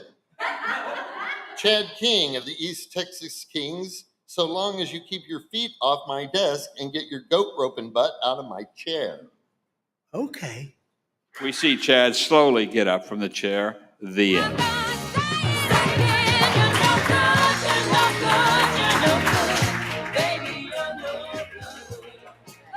Now we have The Business by Wayne Cothron. Baby, you're no good.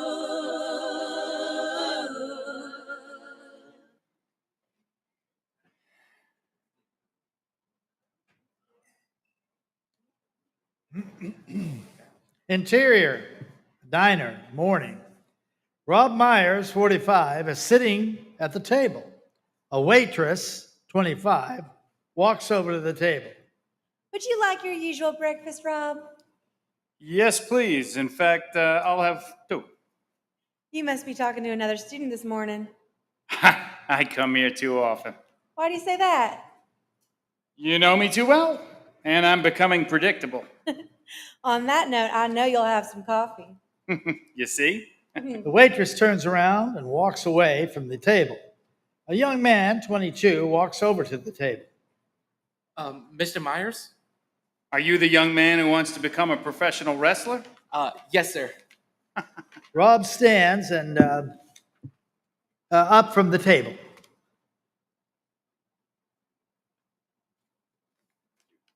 Robbo? It's you. Oh, no, it's me. Sorry. It's nice to put a face to an email, kid. How are you doing? I'm doing fine. Rob shakes hands with the young man. You know, I could have, video chatted with you. I know, but email is as far as I like to go with technology-wise. Please have a seat. Thank you. Rob and the young man both sit down at the table. I'm sorry for marking out a little, but it's an honor to meet you, Mr. Myers. I've been a fan of yours since I was a kid. I appreciate that, kid, but don't watch who you tell that last part to, because he could take it personal.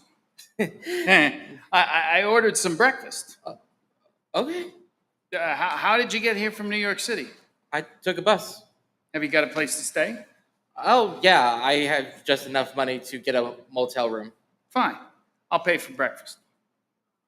Thanks. The waitress walks over to the table carrying a cup of coffee. Good morning. Hello. The waitress puts the cup of coffee down in front of Rob. What can I get you to drink? I'll have a cup of coffee, too.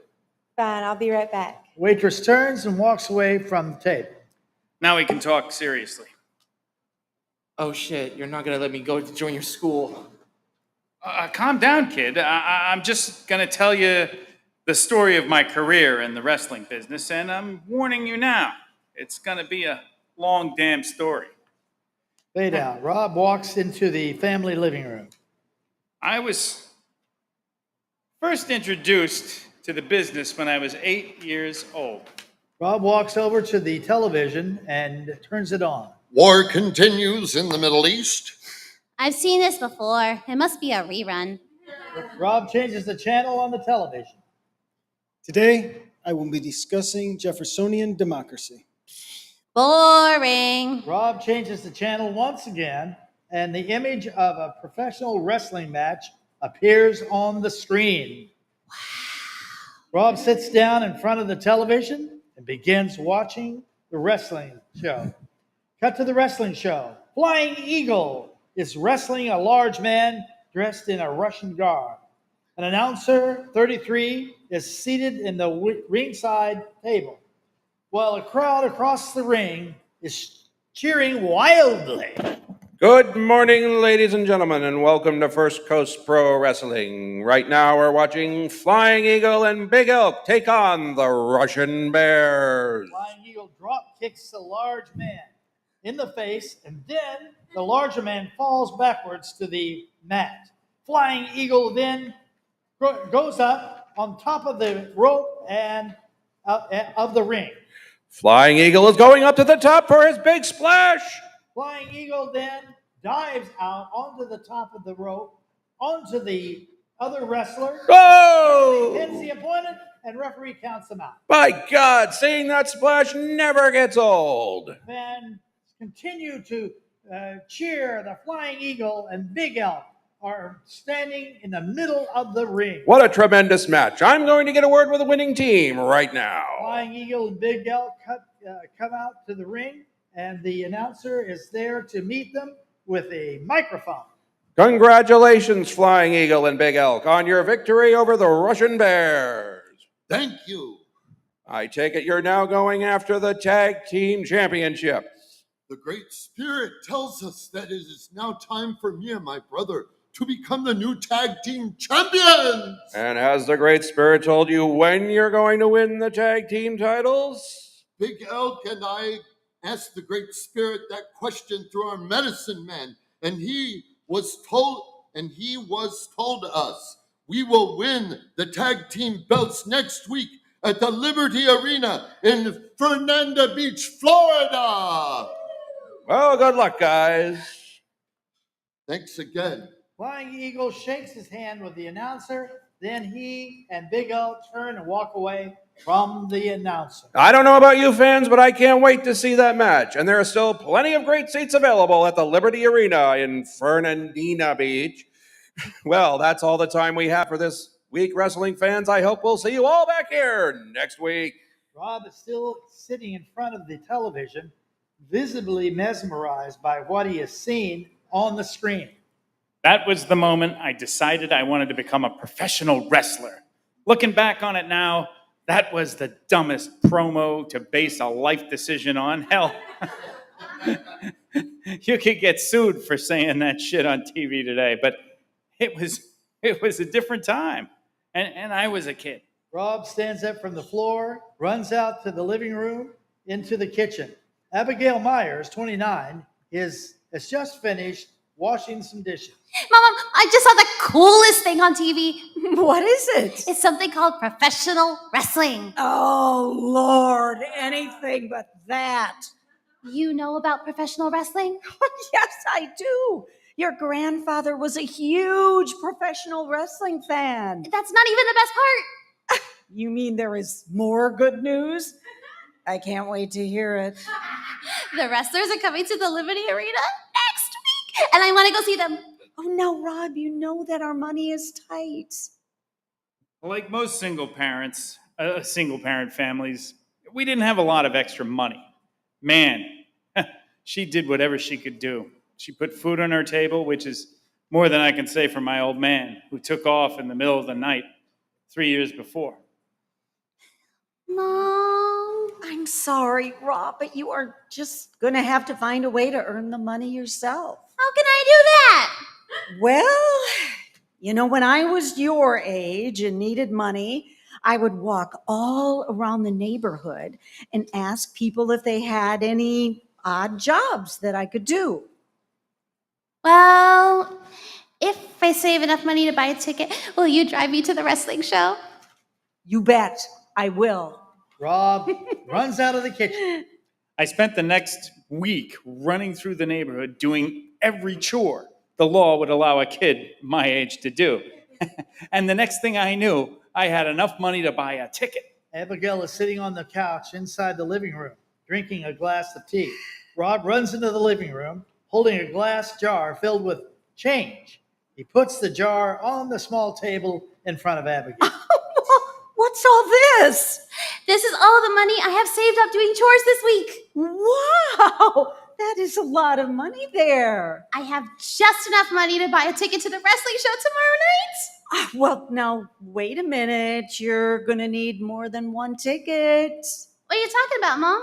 Well, I'm not going to let you go to a wrestling match by yourself. Rob gets a sad look on his face. Abigail smiles at Rob. Lucky for you, I also know how to save money. Smile suddenly appears on Rob's face. So when can we go buy the tickets? Oh, we'll go to the box office tomorrow afternoon. I can't wait. Rob jumps up from the floor and runs out of the living room. Fade to black. Fade in. Scene 2. Interior inside Abigail's car, afternoon. Abigail is driving the car. Rob is sitting in the passenger seat. He looks out of the window of the car and sees a large crowd of people outside the arena. You see, Mom, a lot of people are wrestling fans. Well, I'm relieved to know you're not the only one. Rob notices a second line of people near the box office. Why is there a second line over there, Mom? Abigail turns her head slightly and looks out of her car window. Well, she sees a sign on the wall of the building. the sign says those people are here to meet a wrestler called Flying Eagle. Flying Eagle is my favorite wrestler. Can I go meet him? Well, sure you can go meet him while I pay for the tickets. Abigail stops the car in front of the arena. Rob opens the door and gets out of the car. Thanks, Mom. Be careful, Rob. I will. Rob slams the door closed and runs away from the car. He quickly gets in line. I hope this line will move fast. Several seconds pass, and Rob is soon at the head of the autograph line. Flying Eagle is sitting behind the table in front of Rob. Hey, kid, Hi. would you like an autograph? Yes, please. Flying Eagle removes a picture from the stack of pictures of himself on top of the table, he quickly signs the picture. Are you coming to the show tonight? Yes, sir. Good. Flying Eagle gives him the signed autograph to Rob. You're my favorite wrestler. I'm glad to hear it. What is your name? My name is Rob Myers, and I want to be a wrestler when I grow up.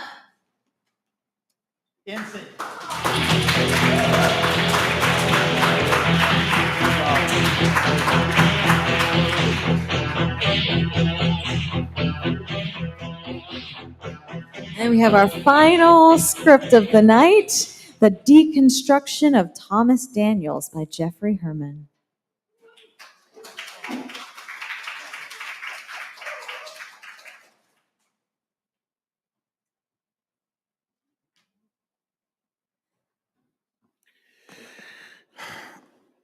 Open on black, a chyron of white block letters fade in over the black, one word at a time. The Deconstruction of Thomas Daniels. Then fade out in the same way.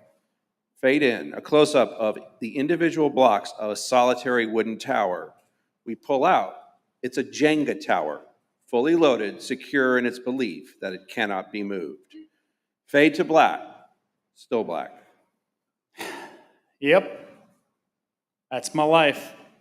Perfectly analogized by a Jenga tower, carefully constructed with each block meticulously placed snug against the other, resolute in its determination and belief that no storm could prevail against it. The tower stands tall, unyielding, and a grand symbol of my own resolve. Ha! Listen to me sermonizing again. Old habits die hard, huh? I used to be a preacher. You know, one of those mega church pastors that everyone either loves or loves to hate. Yep, that was me. Interior apartment day. We open in a cramped, messy apartment. Slow pan over empty takeout boxes strewn everywhere, half-drunk beer bottles, clothes piled up on the couch, trash can overflowing. A lone figure, male, later 60s, wearing sweatpants and an AC/DC concert tour t-shirt with holes in it, is hunched over an IBM Selectric typewriter, precariously balanced on a beat-up fold-out card table. He is banging away on the keys. Over the shoulder, we see these words appearing on the white bond paper as we hear the clack, clack, clack of the keys. Well, that was me. That tower has long since fallen, taken apart block by block until that's left is a pile of rubble, destroyed. No, not destroyed, deconstructed. Nowadays, Christian deconstruction is all the rage. It's almost chic to claim you're unraveling your faith. The younger crowd, millennials, Gen X, whatever they're called now, seem especially into it.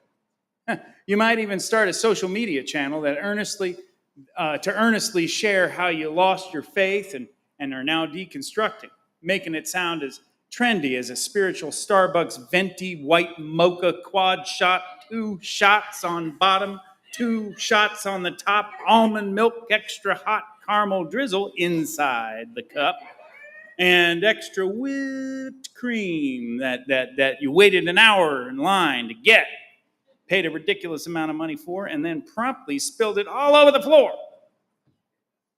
Well, let me tell you, deconstruction, losing your faith, it's a bitch. Interior, megachurch day, a vast auditorium filled with thousands of congregants. The air is electric with anticipation. The congregation, a sea of faces, is transfixed by the man on stage. Reverend Thomas Daniels, early 50s, a charismatic and commanding presence, stands at the pulpit. He is mid-sermon. We freeze on a close-up of his face. There I am, the Reverend Thomas Daniels in all my glory. It wasn't really that long ago, but I don't even recognize that guy anymore. We pick up where we left off. Brothers and sisters, in a world where change is constant and values often seem fleeting, it is imperative that we anchor ourselves to something unchanging and eternal. The Bible provides us with this anchor through its divine laws. Just as Moses ascended Mount Sinai and received the 10 Commandments directly from God, we too are called to live by these sacred decrees. These commandments are not just ancient rules, but timeless principles that guide our actions and shape our character. They are the bedrock upon which a righteous and just society must be built. We scan the front pew and see Sarah, Thomas's wife, early 50s, and David, their 25-year-old son, beaming up at Thomas. There they are, the loves of my life. My wife, Sarah, and my son, David.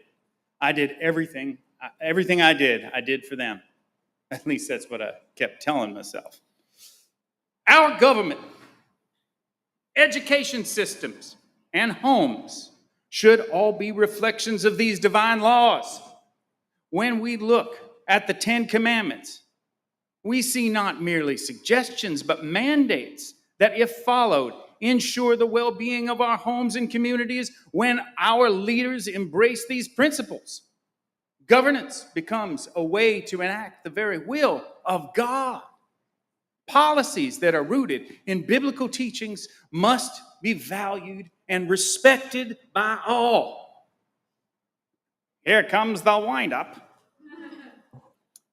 In our schools, teaching the principles found in the Bible matures young minds with a sense of morality and responsibility. Education is not merely about imparting knowledge, but about shaping character. By incorporating biblical values, we teach our children the importance of obedience to God, their parents, and their church elders. Thomas looks directly at a husband, an elder in the church, his wife, and 4 children seated in the front row next to Sarah and David. And the pitch. This is why we here at Divine Light Ministries have chosen to remove our children, our precious gifts from God, from the godless public education system and place them in our very own private school, where we can ensure their minds are filled with the laws of God and the truth of the Bible. Our homes, too, must be sanctuaries where biblical law is lived out daily. When families pray together, study the scriptures, and apply its teachings, they build a strong foundation of faith and love. Parents must lead by example, raise children who are obedient and God-fearing. Such homes become beacons of light in a world shrouded in darkness. And he swings for the fence.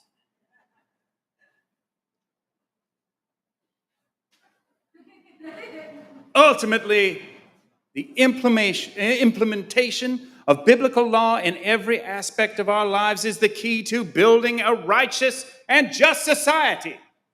This is about recognizing the universal truths that the Bible offers. These truths transcend time and culture, providing a moral compass that can guide humanity toward peace and harmony. Not the peace that man gives, but the peace of God, which passes all understanding. By adhering to these divine laws, we not only honor God, but we also create a community where obedience to the will of God is imperative. And it's going.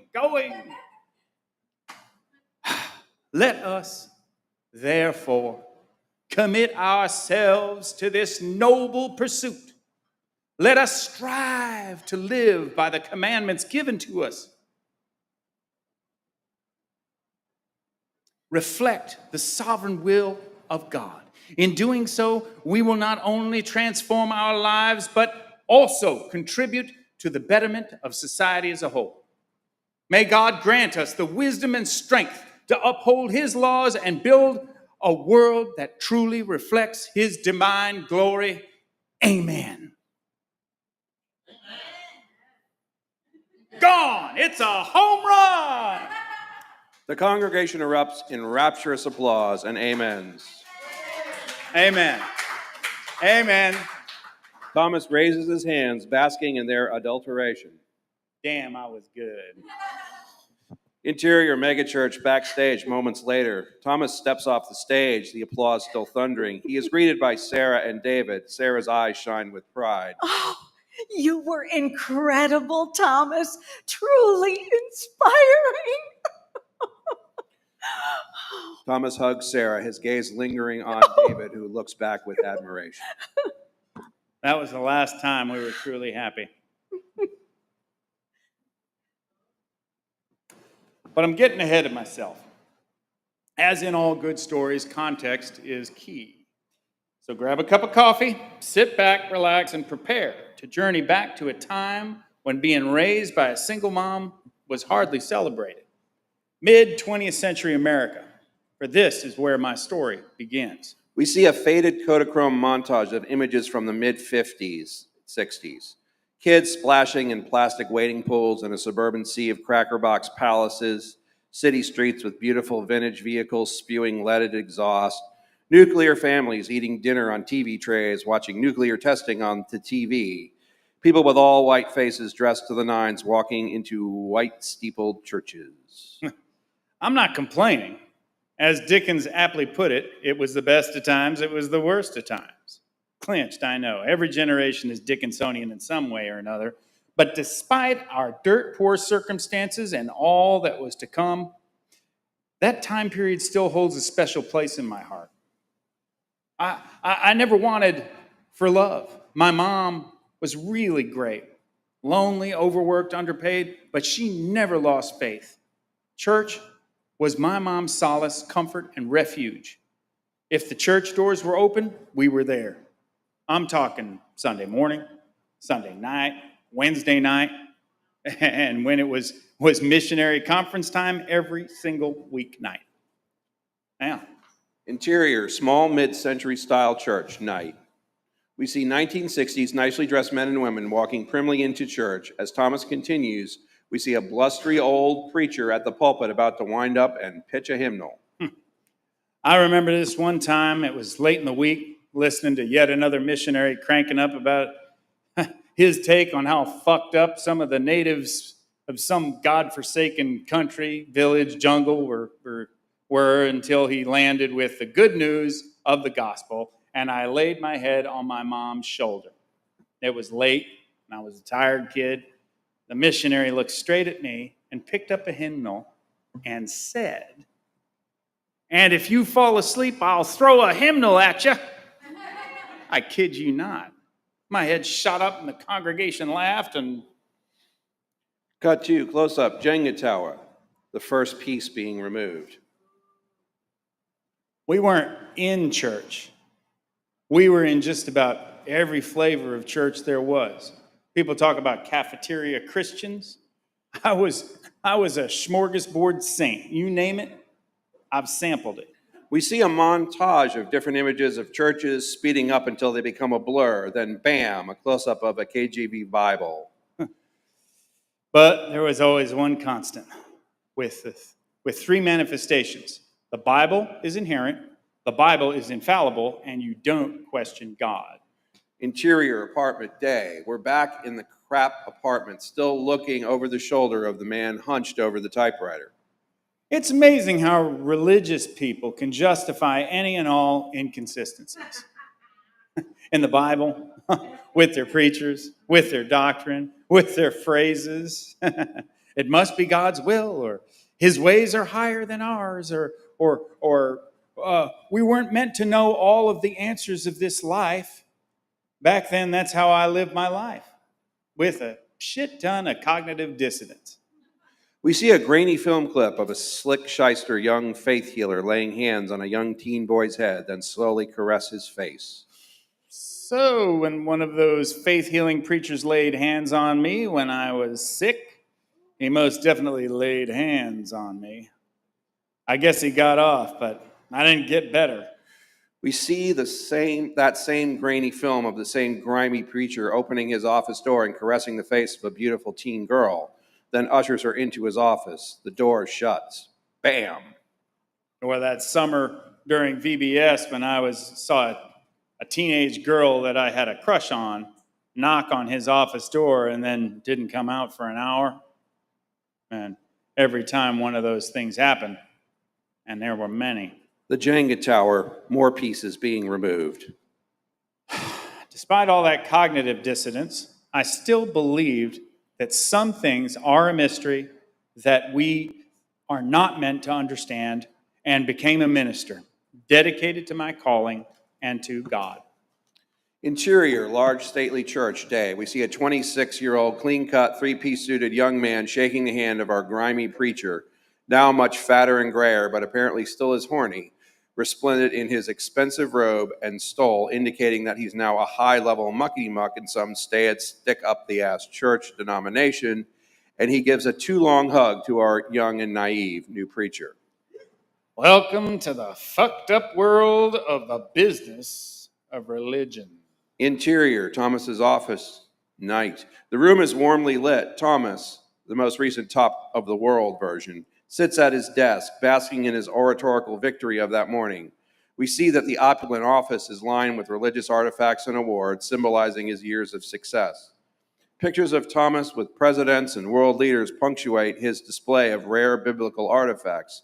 We hover on a photo of a beaming Thomas in between a Beechcraft King Air propeller plane and a Learjet, arms spread like he's the king of the world. Thomas picks up an old KGB Bible, his fingers tracing its worn edges. He drops it back onto the table and begins writing his next sermon. Black. A white block letter chyron again fades in, then out. 1 year later. Interior, Thomas's office day. We see Thomas still at his desk, much more harried, a worried look on his face. A knock at the door. Thomas looks up wearily as his business manager, Lonnie Harris, also in his 50s, walks in, looking concerned. Well, it's not good. Well, no shit. I don't need a six-figure accountant to tell me what I already know. Sacrificial giving is down, expenses are rising, and we must pray for the abundant harvest to be brought forth. Yeah, Dickie's not happy about the cash flow, but he's really pissed about you taking the jet on a tour while he's stuck with the Beechcraft. So he wants to make some drastic changes. He wants you to sell the Beechcraft, and he wants to take over the men's true masculinity speaking tour, and he'll be taking the jet. That perv. The only reason he wants to take on the men's group is so he can find some fresh meat. The Beechcraft, I don't care about. I like the Lear a lot better. But what kind of message will that send? What kind of message will that send to our congregation, our donors? I tell people every week that if they have enough faith, God will provide for their every need. If people see us selling off assets, we're screwed. We'll need to do something about this, Dickie. We seriously need to bring down that sanctimonious prick. Thomas sees, then we freeze on Thomas. Just some points of clarification here. Point number one. If you ever wondered what went on in a pastor's office during a private meeting, well, here's one example. The end. Thank you.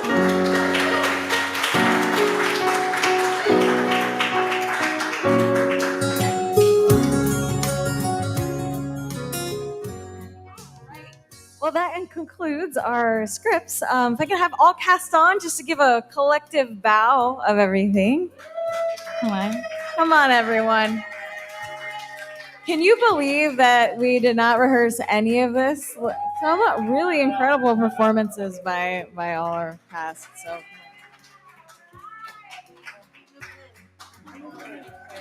Come on over, come on.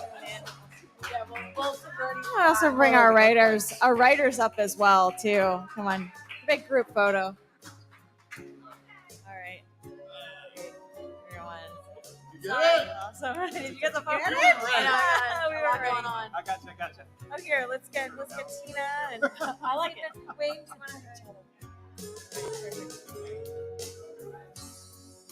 Hurry on up. I like the burning. I'm in a chair position. All right. I can't long. Let's go. I have Sandy. All right. Wait, come on. Can they stand down on the floor? Yeah, he can say yes. All right. Too late. We're in it now. Commit. All right. Hey. Great. Awesome. All right. Now I'm going to ask our writers to come on up, and we're going to do a brief Q&A. So if I can have our writers take the stand. And yeah, Wayne, you can sit there. Well, no, he's going to sit in front. All right. Oh my God. I'm Holland.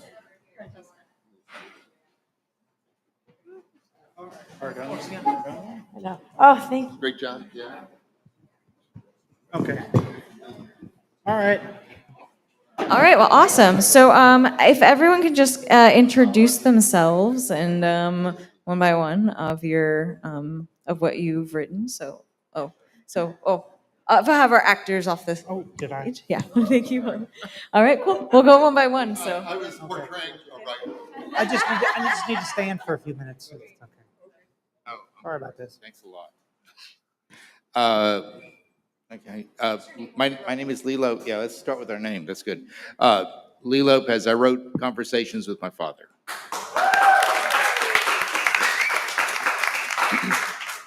Hi, my name is Michael Lamberti, and I wrote Kingdom City. Hi, I'm FF Mormanni, and I wrote Mind the Gap. Hi, I'm Tina Sacco, and I wrote Emerald Beach. I'm Stephen Pass, and I wrote Dead Camels. I'm Kimberly DiPersia, and I co-wrote Kitsch. Is it my turn now? Okay. My name is Wayne Cothron, and I wrote The Business. And Jeff, get on up here. Jeff, come on.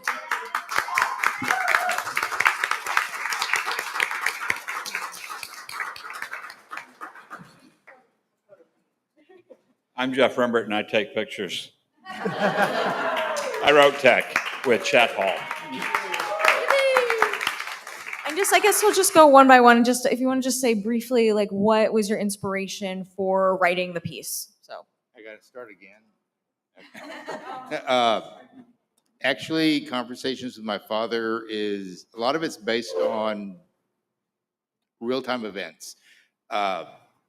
Last year, I was going through my office because my husband said it's a mess, and I rolled my eyes, and I went through a lot of my files and folders, and I found my father's graduation picture, and it was one of those stop and think, and that just got me thinking.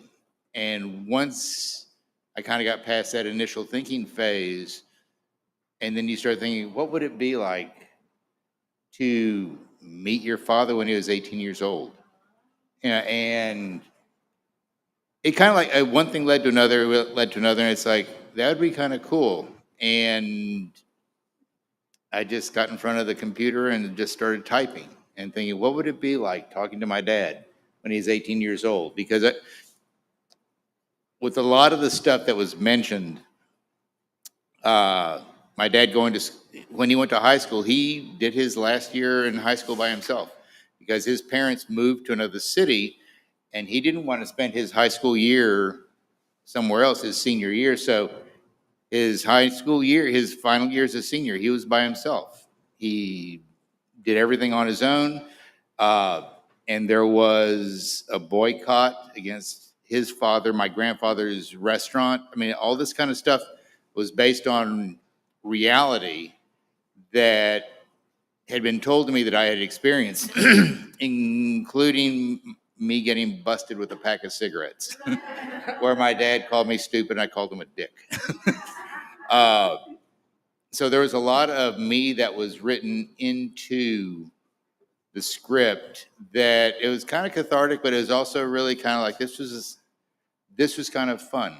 It was something that kind of like led me to want to do more screenwriting. And it's like one of those things that I've always, when I've read about people who do writing, they say, pull it from your own memory because that's the best well of knowledge that you're ever going to get. And I was just like, yeah, that's pretty cool.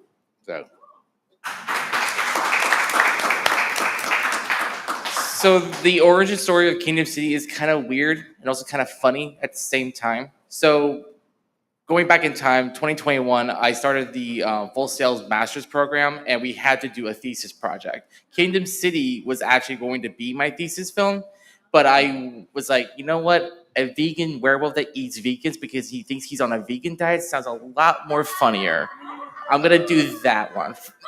So I put the Kingdom City idea to the side, and obviously, as I was doing schoolwork, I was working on Kingdom City. And while I was, searching up inspirations, I was just watching movies like back to back, like this is supposed to be like an animated project, right? And so I was watching Zootopia. I was just thinking, it kind of messed up. If a human just happened to be in their society, I think their entire society would just collapse. Because think about it, if there like a dragon just flying around, just wreaking havoc, yeah, society would have no idea what we're doing. So I was thinking, you know what, that sounds amazing. I'm gonna do that. So as I was just writing it, I was also got a lot of inspiration from The Purge. Yeah, it gets really messed up, but it has a really big, impactful story about found family, and also I would admit I never met my dad in 24 years of my life due to unfortunate family drama that happened between my mom and my dad at the time. So when I moved down here, I actually met my father for the first time, and it was quite frankly the most scariest experience of my entire life.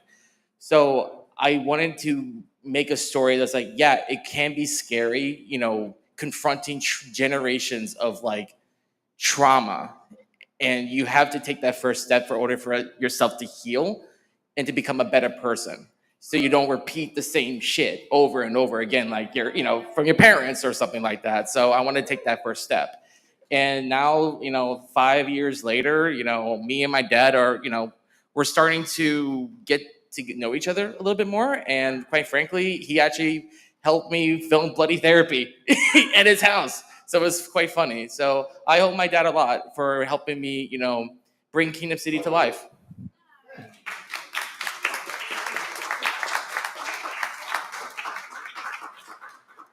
So I came up with the idea for Mind the Gap originally when I was working as a freelance photographer in New York. Not as a daredevil photographer, but I came across so many people who were a part of this community, and it just fascinated me by the risks that they were willing to take to get photos, and just the idea that you can live in New York City your entire life and not see even 50% of it, because so much of it is underground, and then there's a lot on rooftops, on bridges, all of that. So I originally wrote the novel first, which I then published, and I adapted it into a script, and yeah.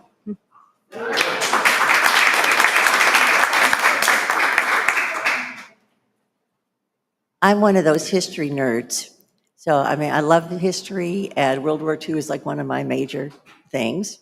And I was talking with a couple of friends of mine who we'd worked on a couple of scripts together before, and we're discussing the history that people don't know, that there actually were subs off of Florida in enemy ships during World War II. And so that was the impetus. We started talking about different possible scenarios and things that were happening.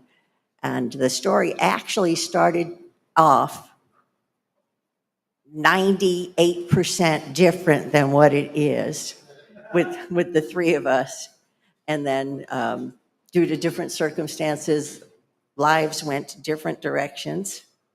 And I just took what was left from the little kernel that we had started with, and characters just started coming up, and they wrote the rest of the script. So that's basically how that happened.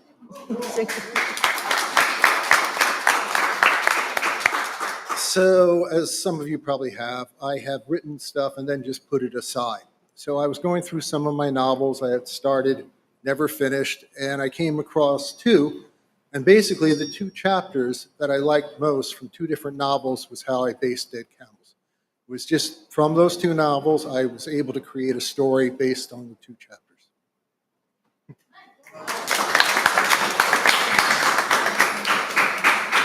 Oh, okay. Excuse me. I wish I had a good story for that.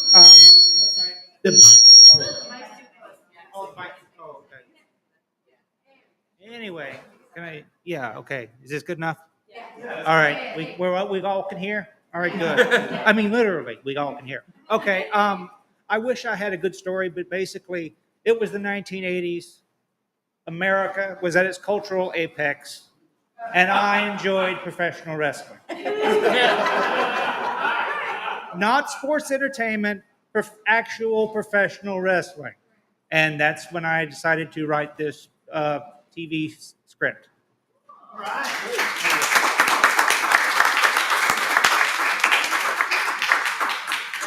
And for Kitsch, I had been inspired by I have and my uncle and my mother, like one of my uncles and my mother, like had a lot of behind the scenes drama. I didn't really talk to each other for a while, and so there's this estrangement that happened in the family. So I kind of came up with this idea of like, what if they could like reconcile? And so I had a buddy in New York, my friend John, who was really good at screenwriting, and I was very new at screenwriting. I really didn't know the ropes. So I was like, let's co-write this together. And we originally started it as a short, and then the short was like 30 pages long, and we did like just an informal reading with a bunch of friends. And then they were like, actually, like I feel like this could be a feature. So over like 4 years, like we just kind of met on and off and like worked on it, and we're both from an acting background, so we worked a lot of the dialogue and characters and stuff like that, and over and over and over again, different drafts. And then kind of life happens, and we both ended up moving out of New York, and kind of the pandemic, everyone went in different directions, and the script has kind of been like sitting around, and we haven't really 100% finished the draft. Like it's there, but there's like tweaks that we want to do. So this is kind of like I want to like fully finish it and say like we've tied it up with a bow and there we go. But it's just been an ongoing project about family reconciliation, and just really having a lot of fun with dialogue.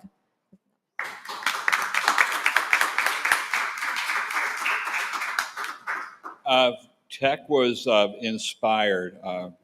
It pretty emotional for me. It's inspired by beer. Lots of beer. And beer. No, Chet Hall, my buddy and one of the best writers here in town.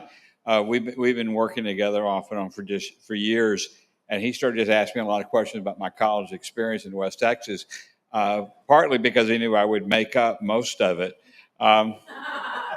So I would tell him stories, and then he would write some down, and he would send it back, and I would look at it, and I would make some suggestions, and then he would go back to it, and he likes Linda Ronstadt an awful lot.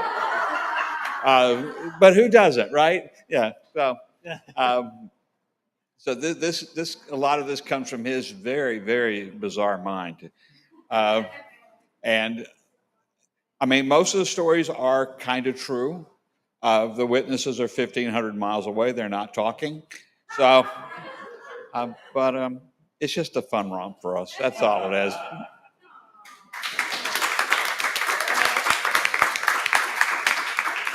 So we have time for just a couple questions. So if anyone has a burning question they want to ask one of our writers, anyone have any?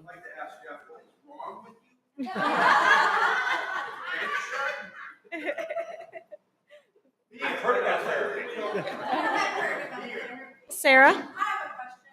I'm biased, but I love Sarah. In Dead Camels, is there a chance you do a spin-off? Her own story. What happens to our girl there? Because I haven't read the full script, but I just assumed maybe that's the end of her. I don't know. Oh no, that's just the beginning. I love it.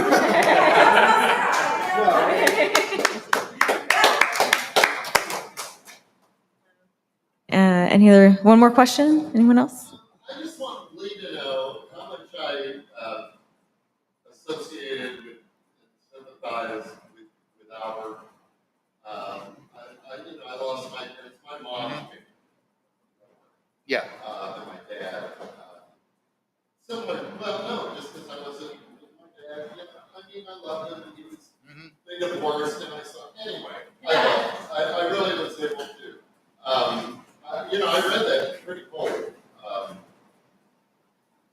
Marylin. And it just got very creepy. Sympathetic. Yeah, because that was one of the motivating too much wine. One of the motivating factors with the when I wrote this, because my mom had passed away and my dad was still alive, and it kind of forced my little brother and myself. It's like, okay, because our mom was very pivotal in our lives, and my dad, because he was a workaholic, and it wasn't intentional, but he kind of like wasn't as close with my brother and myself as we were growing up. So when our mother passed away, it's like we had to meet our father all over again. And we had we didn't realize it, but we had 6 years to do it before he got sick and he passed away. So that was one of the, that's part of the underlying story within the story. It's like, okay, Albert, while his dad's still alive, has the opportunity to meet his father all over again, because there was a period of estrangement where they didn't talk to each other. And that's why when he sees his dad's photograph, it's such an emotional hit. It's like, I didn't have a chance. Sorry, that was a sneeze. I didn't have a chance to meet you like I wanted to. So. Bless you. Yes. Well, so you all have in your programs a little ballot. So pick your top 3 and please make sure to give that back to us. For those of you that are on the live stream, if you can comment in the live stream, just let us know your favorites if you want to do that now, or you can also email alltheline.studio@gmail.com and let us know your favorite choices as well. We're going to compile that and then we'll let you all know that. But please make sure to give us those forms.